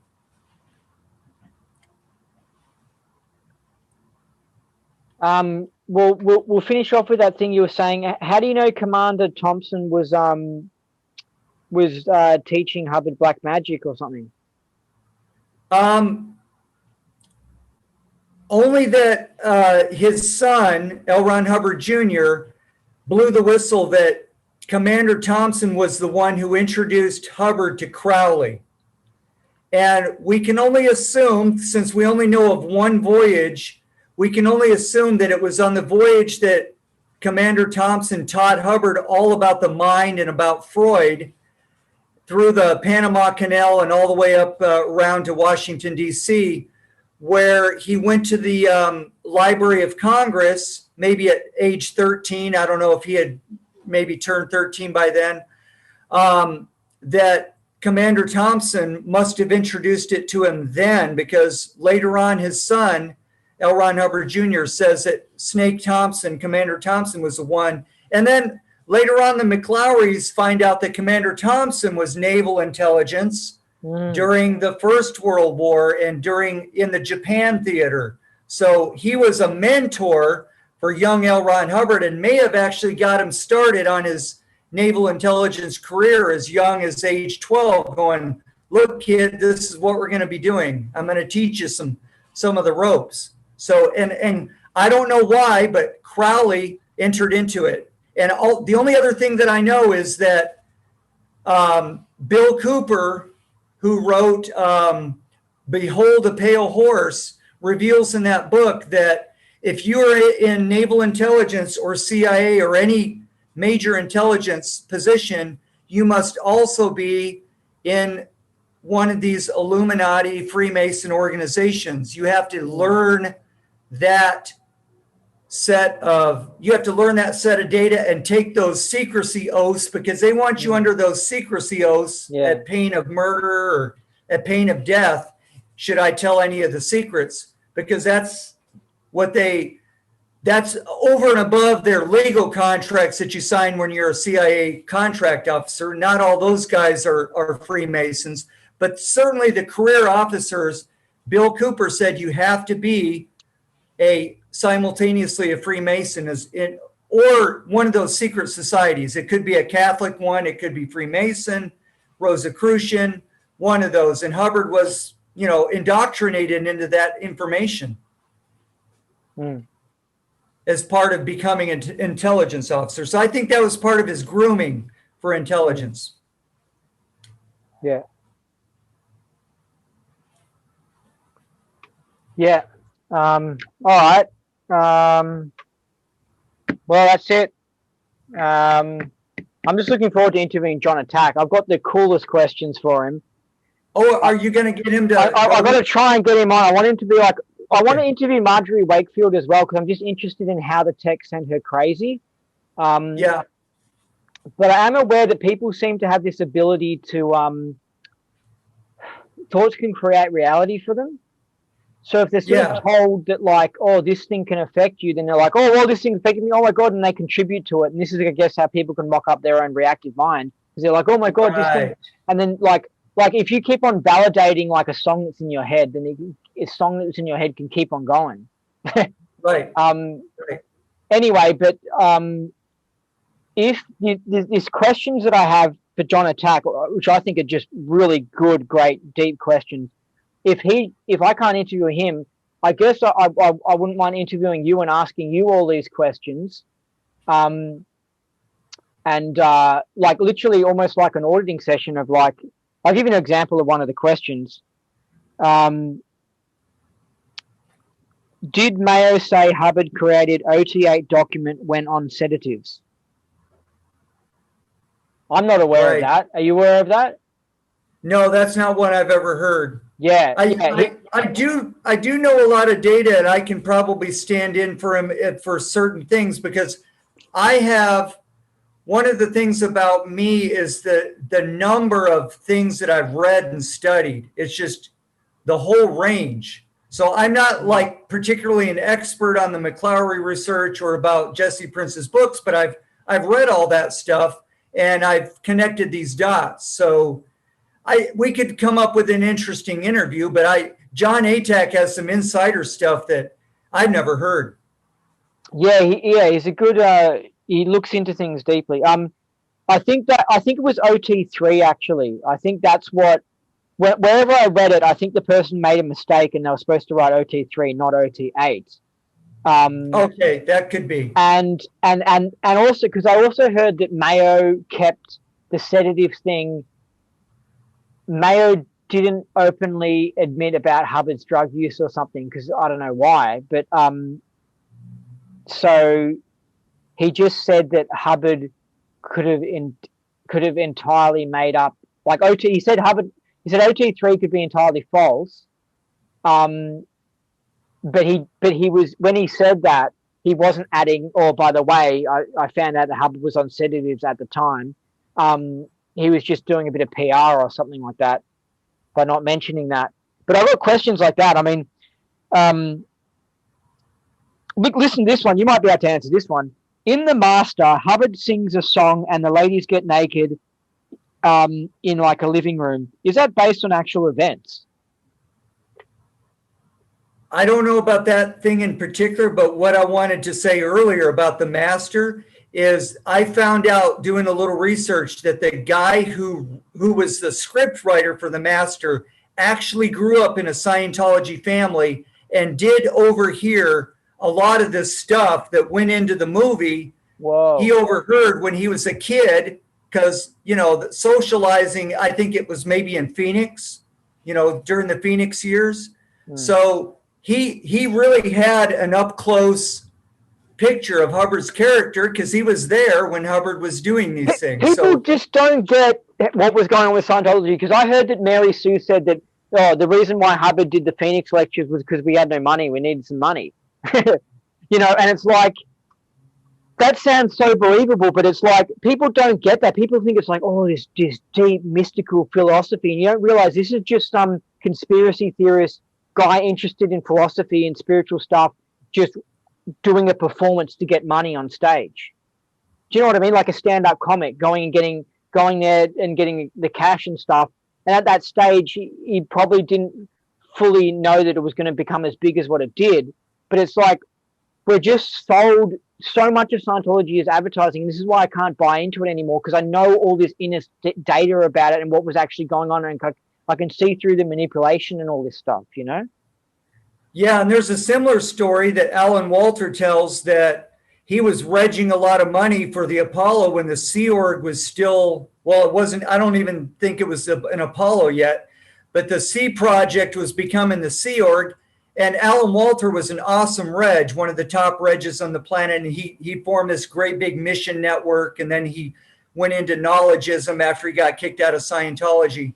But he says that Hubbard was desperate for cash at the time, that a lot of money had been regged and he needed to get these guys onto a new level. So that's when he came up with OT3. He said he did it in a rush under pressure. So take that for what it's worth, Oh, yes. Say that again. That sounded interesting. Repeat it all again.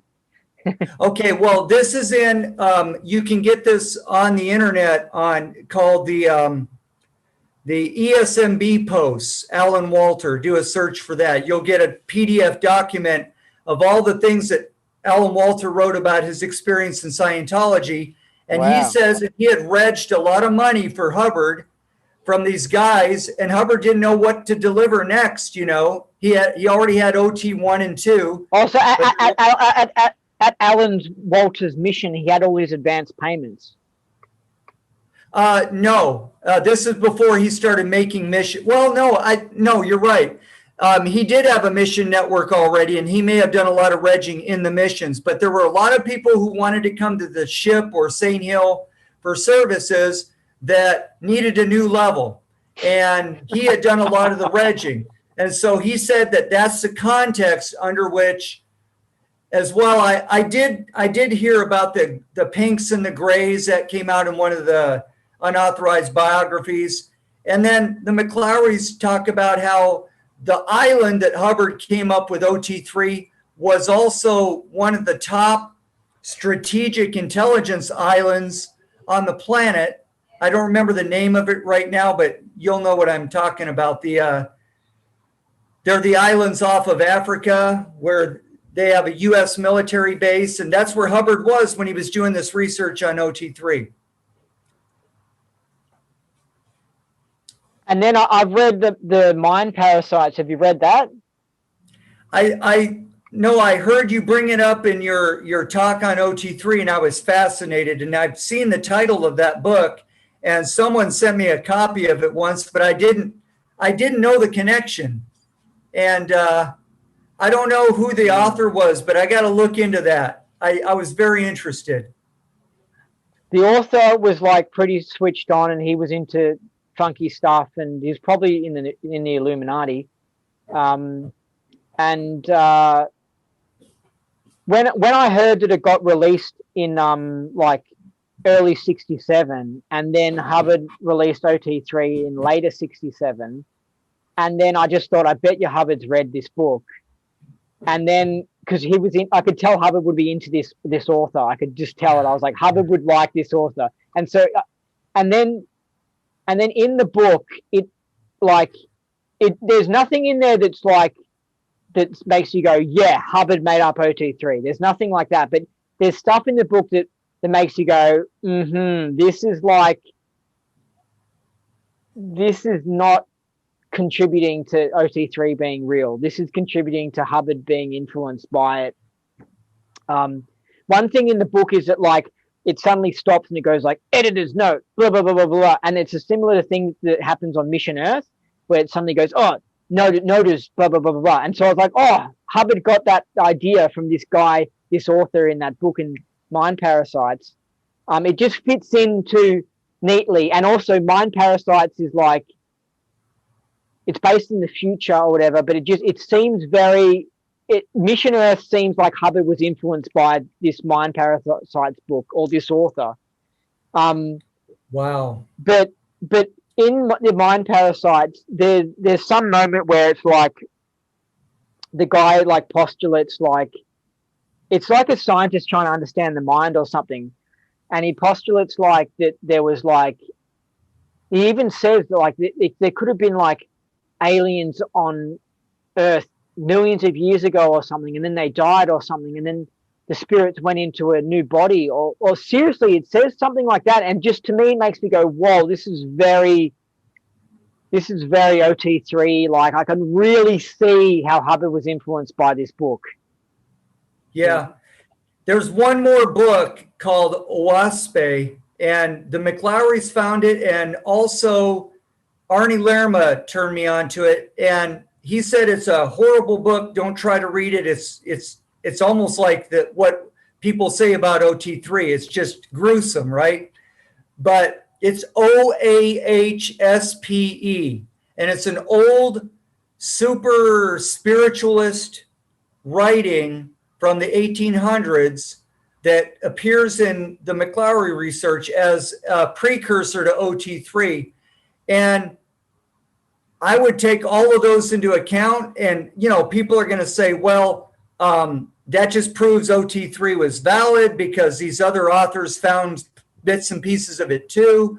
I don't know what to conclude on it, but what I know is that there was, Hubbard's not the only one who wrote about that kind of thing. Do you have any idea what this book had in it? A lot of stories about disembodied spirits, alien spirits, and kind of a cosmology that might have something similar to the OT3 story in it. As a Scientologist, I try to stay independent from cosmology, because I know that cosmology is like, that's what got all the Christians wrapped around the pole, is this, this emphasis on these legends and these stories. The OT3 story is very similar to some of the Old Testament creation stories. And they all give people a kind of an indoctrination. And it's not the generic exploring of Dianetics for the earlier similar incident. It's, telling you that this is what happened in the world, and this is how you got to act because of it. I've always been suspicious of that. as a Christian doing Scientology. It's like, no, I don't know if I want to go there. But I'm also open to the idea that some crazy things have happened on our track, because we're living in an insane planet, and we can see it now more than ever, how many people are locked into this insanity. And, it's not easy to explain. And so, maybe a little bit of our history is in order here to learn what could have happened in the past that would lead us to behave so crazy in this modern day. I don't know. I haven't, in other words, I haven't written it off completely, but I remain skeptical. And I tend to go for the old, early Dianetics years where Hubbard said, engineering, does it work? Does it work for the mind? Does it reach everybody? Does everybody can everybody get something out of these processes? If not, they're not worthwhile processes. And that's how the bridge was shaped. And then all of a sudden in 1967, we get a story of what happened to people. And it's like, wow, is it real? Is it not? Some people are getting a lot of case gains doing it. Some people are going crazy doing it. It's like, certainly there's something there, but, is it just a science fiction story? Which is a question you were asking in your video. It's a fair question to ask. Well, I think looking into his private life, I just don't think is a reliable source. I think it's interesting to get potential avenues of research, but I don't think he's like, okay, I can rely on what he says, because he's too wild, and he's too shifty as well. Yeah. Anyway, I was going to say one last thing, but I can't remember what it was. But anyway, let's just end the interview then. Sure. Yeah. Cool. Oh, have you read Dianetics Today? Yes. That's very fascinating. It's a very good reference.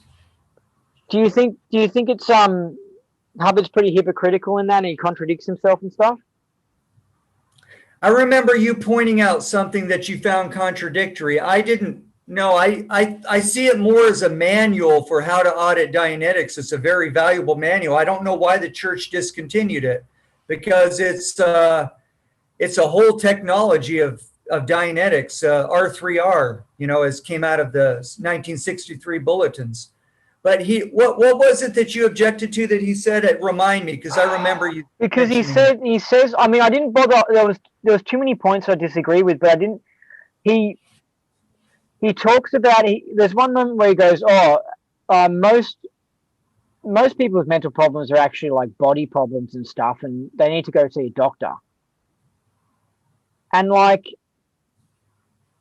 I don't know. It's like he kind of. I don't know. It's like he knows the truth. This is where he's a freaking smartass. He knows what's going on. I think he knows that his tech doesn't even work that well. I mean, he himself had all these case problems after he did all his OT3 stuff. And so he would have known this isn't working. It's all a wrong why. I think it comes down to the data evaluators course. I really think that ruined Scientology, I think, for people, because it makes you like fact check and investigate and look for things that don't make sense and outpoints and stuff. And like, once you do that evaluators course, it's just like, you can see when someone's manipulating people. Yeah. And I think in Dianetics Today and the original Dianetics book, you see how he's manipulating people and controlling them and like, I don't know. Maybe it's this idea where you give people contrary information and they can't think with it, and then you can control them. Yeah, that I think there was some of that, but I think most of what we object to about Hubbard now can be explained by the fact that he tended to jump on the latest thing that he discovered as being the why for everything. When he wrote Dianetics, this is what, your prenatal engrams are what aberrated you. And then but he had these moments of honesty, like the moment you just revealed out of Dianetics Today. Look, there's a lot of people with purely physical problems that need to see a doctor. But that doesn't mean that Dianetics is not a valid technique for running incidents of trauma, and that they're, and the same thing about book one. I know someone who had a lot of prenatal engrams and got a lot out of that. And yet a lot of people didn't have to audit a single one in order to go clear, and just skipped over to the prenatal area completely. So it's like, there are all these factors that were not consistent with everybody in every case, that Hubbard tended to jump to conclusions and say, aha, I've got the latest route to clear. We've got it all wrapped up. He said that. How many times he said it? Just about every Congress, he still says, all right, we got it all wrapped up. We're clearing them all. Have you listened to a lot of the Congresses? Yeah. So he starts out the Congresses as saying, we got it all wrapped up. We've got the route to clear. We're going to be clearing them. We've got it all sewed up. He's full of shit. He's just full of it. He dribbled shit out of his mouth. And this is what you find out about with the Commodore's messages, where he would stay up late at night just dribbling shit out of his mouth, telling exaggerations and stories and shit. And he repeat his stories. And it's just like, I honestly think that Janus books, they're almost like what the internet was to Scientology. They just wreck it. They just wreck it as a subject. Can you just go, what? Well, they're the antidote to the insane parts, that's for sure. And I met Janice in person and talked to her, and I love her books, and I think she did a great service by writing them. And personally, for me, I found that there's a good balance, that I found some things that I could like about Hubbard and admire and appreciate, as well as I appreciated knowing why things were so crazy and why we can't depend on every single thing as being true, as he told us it was. It's like Hubbard sucks you into this implant and messes around with you, but if you're smart, you can get out of it. And then that's the actual EP of Scientology, like you being aware of shifty behavior and all this dodgy stuff that's going on. And, it isn't like becoming a superhero or anything. It's just you being much more aware of what's possible here on Earth. Well, he used to tell the people around him, at the top of the bridge, you run out Scientology. So he knew himself what a crazy machine it was, and that you gotta leave it in the end, like Marty did, and like you're doing, and like I did to some degree. I still love the auditing technology, and I'm working hard to fix it so that it's universally applicable and not evaluative, and get rid of the junk. Because there's some junk, but there's a lot of gems. So that's my work. It's like, yeah, there's a lot of good stuff here. Wasn't all coming from Hubbard anyway. We know that now too, but Hubbard was the guy who put it together. And, like it or not, he wrote the data series. He, just like you said, he gave you the tools to get out of his insanity, because he didn't use them on himself. I think that's the whole game that he was creating. It's not what Scientology isn't what he says it is. Scientology is really this maze that you go into, and in order to get out of the maze, you've got to really perform and become smart and all this sort of stuff and research things, and then you can get out of the maze, and then you're a whole new human at the end of it. But you're not whatever OT or whatever he says, but you're just a much better person at the end of it. And it's like, if you just never got caught in that maze, you never would have improved as a person and stuff. And I could have been sucked in by a lot of this COVID stuff and all this stuff, but now I'm just much more switched on to things, and I think that's what it is. I think it's probably how he justifies all the dodgy crap he's doing, because he's just like, no, this is a good thing that I'm creating, because it's going to produce all these thought criminals and all these people who are just like broken free from the shackles of manipulation and all this stuff, because they're going to learn how to get out of my rabbit hole. Yeah.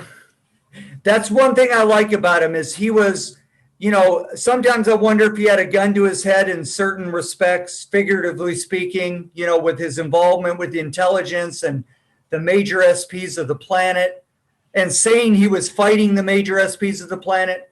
And I think he went rogue at one time. And I think Quentin was killed to send him a message. You can't just do what you feel like with Scientology. It belongs to us. We put you there. but Quentin had tried committing suicide like 2 times before that. No, I know that. And I think that's why it went unnoticed, because it was easy to tell everybody that, well, this is just another suicide attempt. But when you get down and really look into the details of that investigation, a lot of it's on Arnie Lerma's site still, lermanet.org or lermanet.com. When you read those stories, you'll find out that Mary Sue had it investigated, and there was evidence that he was killed. So yeah, but this is where Hubbard could have done stuff, like he could have spread that rumor to get that people to think that. Yeah, it's like it threw him into shock, and it threw him into a who's next. I don't want my wife or my special daughter, Deanna, or, I don't want somebody else to get hit. So he probably had to buckle at that point. And that's just my theory. And maybe I'm wrong on that one, but I could be right on the others, because there's a lot of times where he was roped in and reined in, because I do think that he saw in Scientology a chance to get out of the slave master paradigm and get out of it completely, and not just let it be a movement that was sponsored by the slave masters to collect all the free thinkers like us into one place, just like at the beginning of Braveheart, where we could all be slayed in one room, That's what I think Scientology was for them, the slave masters, a place to get everybody, all the rebels together in one place. Where they can be watched. Well, and they have they're controlled by like all their overts and stuff. But I don't know. But I reckon, anyway, it fucks with people a lot. I mean, anyway, it's I don't know. I think it screws a bit with people's minds and stuff. Yeah, it can. That's why I would like to make a presentation of the subject that doesn't have those booby traps in it, because he promised us he wasn't booby trapping it, and then he did. So many things about it, like you start the session and like if you don't have an FN or whatever, then you got to do those thingos, the whatever they're called, the rudiments. The rudiments, and then like let's say you find an ARC break and it's like, okay, it was a break in communication. It's like, yeah, I know there was a break in communication. Right. Wow. I mean, thanks for telling me that, E-meter. Like. I mean, I don't know. I just found that, like, I mean, a lot of the time, I reckon I wasn't FNing maybe because of body things. And, like for example, if they were going to do me in the morning, my body was good. But if it was in the afternoon, I wasn't really FNing in the afternoon, right? Like, that thing, I mean, that's important information, Like, they shouldn't be doing it while, like, my body would be wanting to have a nap, But, sure. But then, like, you do, like... like, I don't know. Don't you reckon did you ever have that happen where like, they're like, oh, that was a break in communication, or that was a break in reality. And it's like, okay, I've still got that problem. It's still a problem. Wow. Sure. Oh, thank you. Oh, let's go into session now. Great. Oh, like there's so many screwy things in Scientology where you're just like, what the hell? This is just like, whatever, like. Well, I would say imperfections, and it's impossible to do a perfect subject when you've got a thetan, a spiritual being who has so many different considerations going on. A lot of people FN when they change their considerations, and as an auditor, your job isn't to judge the person. Your job is to keep poking around, keep trying until the guy's happy. And should be happy and FNing. The scenario you just gave me is like, okay, the auditor calls an FN, but you're going, hey, nothing changed. They're I still got a problem. Why are we no? FNing? But I had like a bloody floating tone arm when I was like criticizing Hubbard for his Dianetics. I was saying Yeah. I was going, this is just a stupid way to get people to go on their backtrack. Like, you just say, go into the incident like that. And it's just like, that's just shit. Like, I need to like lay down for like 20 minutes and be like peaceful and do like breathing exercises in order to go into my mind. And it's just like, and Hubbard used to have people on the couch lying down back in the 60s, in the 50s or whatever. And now it's like Ned. It's like, oh, into the incident now. Tell me now. Blah, blah, blah. It's just like, whoa, that's not how hypnotic regression works. Hypnotic regression, they really try and get you to regress and to move on your time track, and they put in more effort than just this crappy, like, okay, go to that incident. Now go to that incident. Now, like, it's just, anyway. Well, you have a valid criticism of Ned. Ned is a bit of a double-edged sword for me because it is, as Hubbard says, it's lightning fast and it makes clears very fast, and it does rapid, intense changes in people very fast, but it's too fast because it outpaces your havingness or your ability to process and absorb and to have it. And I've been working on that myself. I've noticed that. I have that as my criticism because you start getting into running incidents with unreality. And the meter's now telling you that it's all cool, but you're not sure it's cool. So I do get that. I mean, like with remote viewing, they wouldn't just go sit in the chair and go, okay, go there, okay, go, blah, blah. It'd be much more like, okay, for the next 20 minutes, do some breathing exercises, relax yourself, like, and anyway, it's silly. But I had a floating tone arm when I was just criticizing Hubbard for his his technique of how to get someone to go onto their backtrack. And yes, then, and people can FN or float their needle on the weirdest things, and it doesn't necessarily mean that exactly, that everything's cool or good. Exactly, yeah. And you can FN on like on something that's just bullshit. Like you can think you're the reincarnation of L. Ron Hubbard, and you can FN on it, and it's just like you can think you're in past life you're at St. Hill or something. You can just FN on it. I mean, you can just FN on it. Just like, of course, people are going to FN. You got somebody sitting there, and like they want to be special. They want to be OT3. They want to be past life as SIO. They don't want to have to go and do all these hours of objective processes and do all the grades and spend all that money and do all that auditing. They want this 19-year-old kid to be like this. He wants, oh, I'm special. Are you a natural clear? Oh, yeah, I am. And you FN and you're, oh, I feel so good as a natural clear. Like it's just the person's imagination. Like it's so ridiculous. Yeah, and one of the things that I've been working on for many years since I've been out of the church is to try to get away as much as possible from delusion, and also to try to understand this phenomena that's not just Scientology phenomena, but it happens anytime someone's using a divining item. By that I mean like a pendulum or divining rods, for looking for water. When it's operating and the e-meter is reading on your energies, and sometimes those energies can be overridden, just like your analytical mind can be overridden by the reactive mind. And so the meter is a tool, and the more we co-opted, the more we began to realize and put the e-meter in its place, that it's a valuable tool. We wouldn't want to be without it, but it doesn't give you the truth all the time. And I'll tell you a quick story because it has a lot to do with that. In the story, this guy was a friend of Alan Walter too, and he was in the Sea Org with Hubbard, and you should read his story. You can find it on the internet as the Dart Smoen story. And this is Neville Chamberlain, a young kid who grew up in Scientology in the 50s, joined the Sea Org in the 60s. And he tells a story about how they used the meter to find the winning horse for the racetrack. And they made a lot of money. So they said, cool, well, let's do this again. Well, the second night, it was a complete bomb. So the meter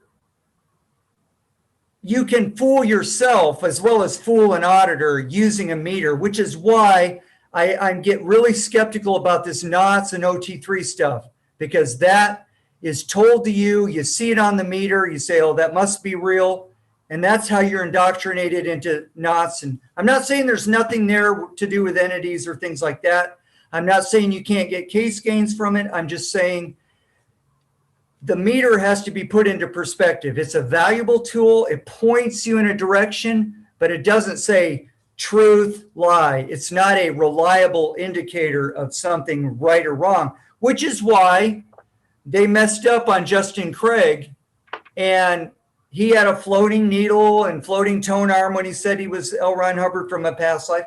And I'm not faulting anything Patricia did on that, because she was an auditor and you're not supposed to invalidate it. But she began to validate it outside of session and began to believe that that meant it was true. And she learned a hard lesson. And that is that the meter isn't 100% reliable. It does read on spiritual energy. It doesn't read on sweat, like some people try to say in the anti-Scientology community. But it's reading on emotion and energy, and that emotion and energy can be subjected to interesting distortions that can fool an auditor or a person. And that's why you have to audit with both the meter and the person in front of you. And even then, you're depending on that person in front of you to be honest with themselves, and then they'll get somewhere. Otherwise, it can be a mess. Yeah, I mean, I remember seeing this chick who was really aberrated. She was the same age as me, and she was involved with the Melbourne org, and she was just aberrated, like very angry person. And of course, she was, natural, like, I think a past life clear, past life clear. Like, even though she hadn't done much of a bridge at all, but she'd somehow got a PDS rundown or something, and suddenly they're into their backtrack and, it's past life. Blah, blah. And then she was, the church, which I think was really good, they got her to do her objectives, because this is why I think GAT2 actually fixed up the tech. Because I think the objectives is good because it's objective, you can prove it and stuff. Yeah. Anyway, but she was forced to do it, even though she was clear or whatever. But you should have seen her on SOP 8C. I mean, she was refusing to do the process. She was just dramatizing like there's no tomorrow. Very aberrated, full on, crazily dramatizing. And she knew the EP of it. That she knew she wouldn't get taken off it until she stopped kicking up a fuss, but she just could not stand being on it. Then she eventually finished her objectives, and she was really hard. This is a girl who's clear, like Hubbard or whatever. It's supposed to be clear OT, and it was just outrageous behavior. And then she got to, I think, a test to clear after that. So I think they let her skip her grades, and I don't agree with that at all. But no. And then of course, I hear, like a month or so after that, I hear her talking how she's starting her OT levels, and she goes, "Oh yeah, I've got some case problems." And she goes, "I'm dramatizing OT1" or something like that, and I'm just like, "Oh my god, yeah, right." Like, it's just, I think a lot of it is just freaking bullshit. It's just so retarded. A lot of it is, I think, it's egomaniacs that are just like, they get validated for being awesome. Like, I'm OT, you know what I mean? And I was a past life clear, and I don't know. Anyway, let it go. Yeah, I took a look around myself and other practices and things like that, just to check them out and try maybe a little bit of it. And I find this problem is in everything that leaves the objective universe and goes into the mind is going to have these same problems.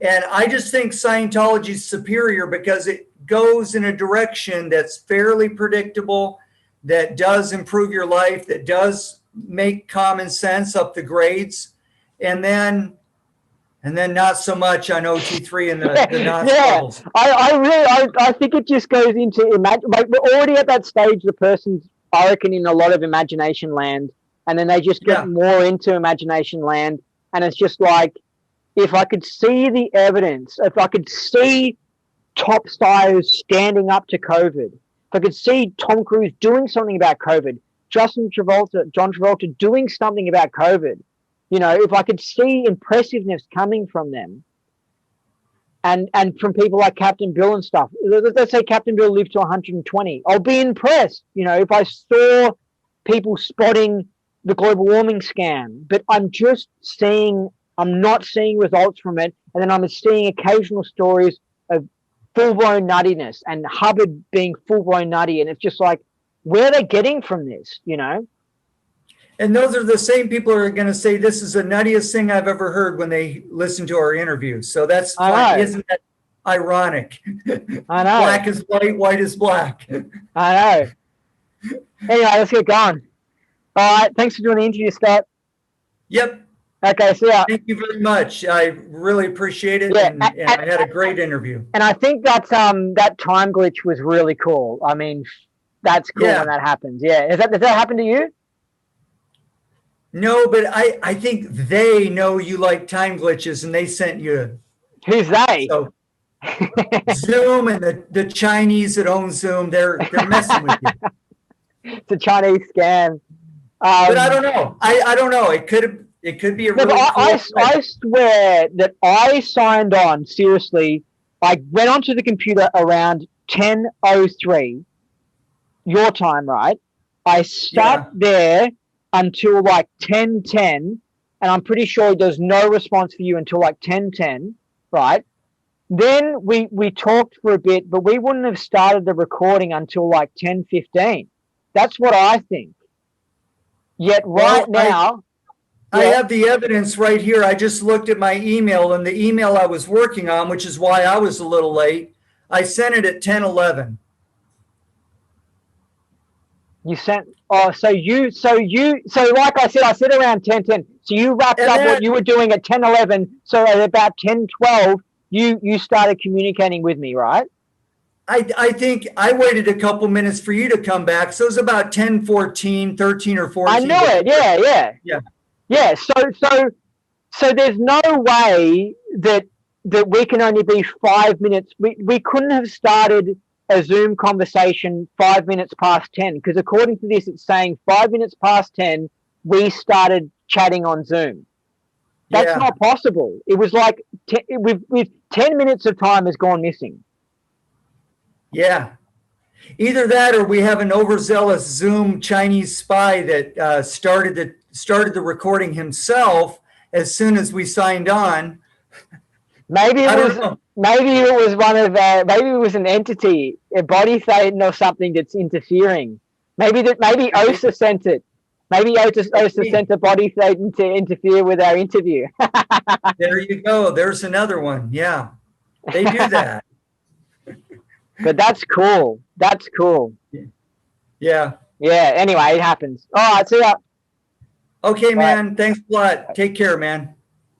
Okay, so I looked into it, and that time glitch that I thought we had during the interview, it didn't actually happen.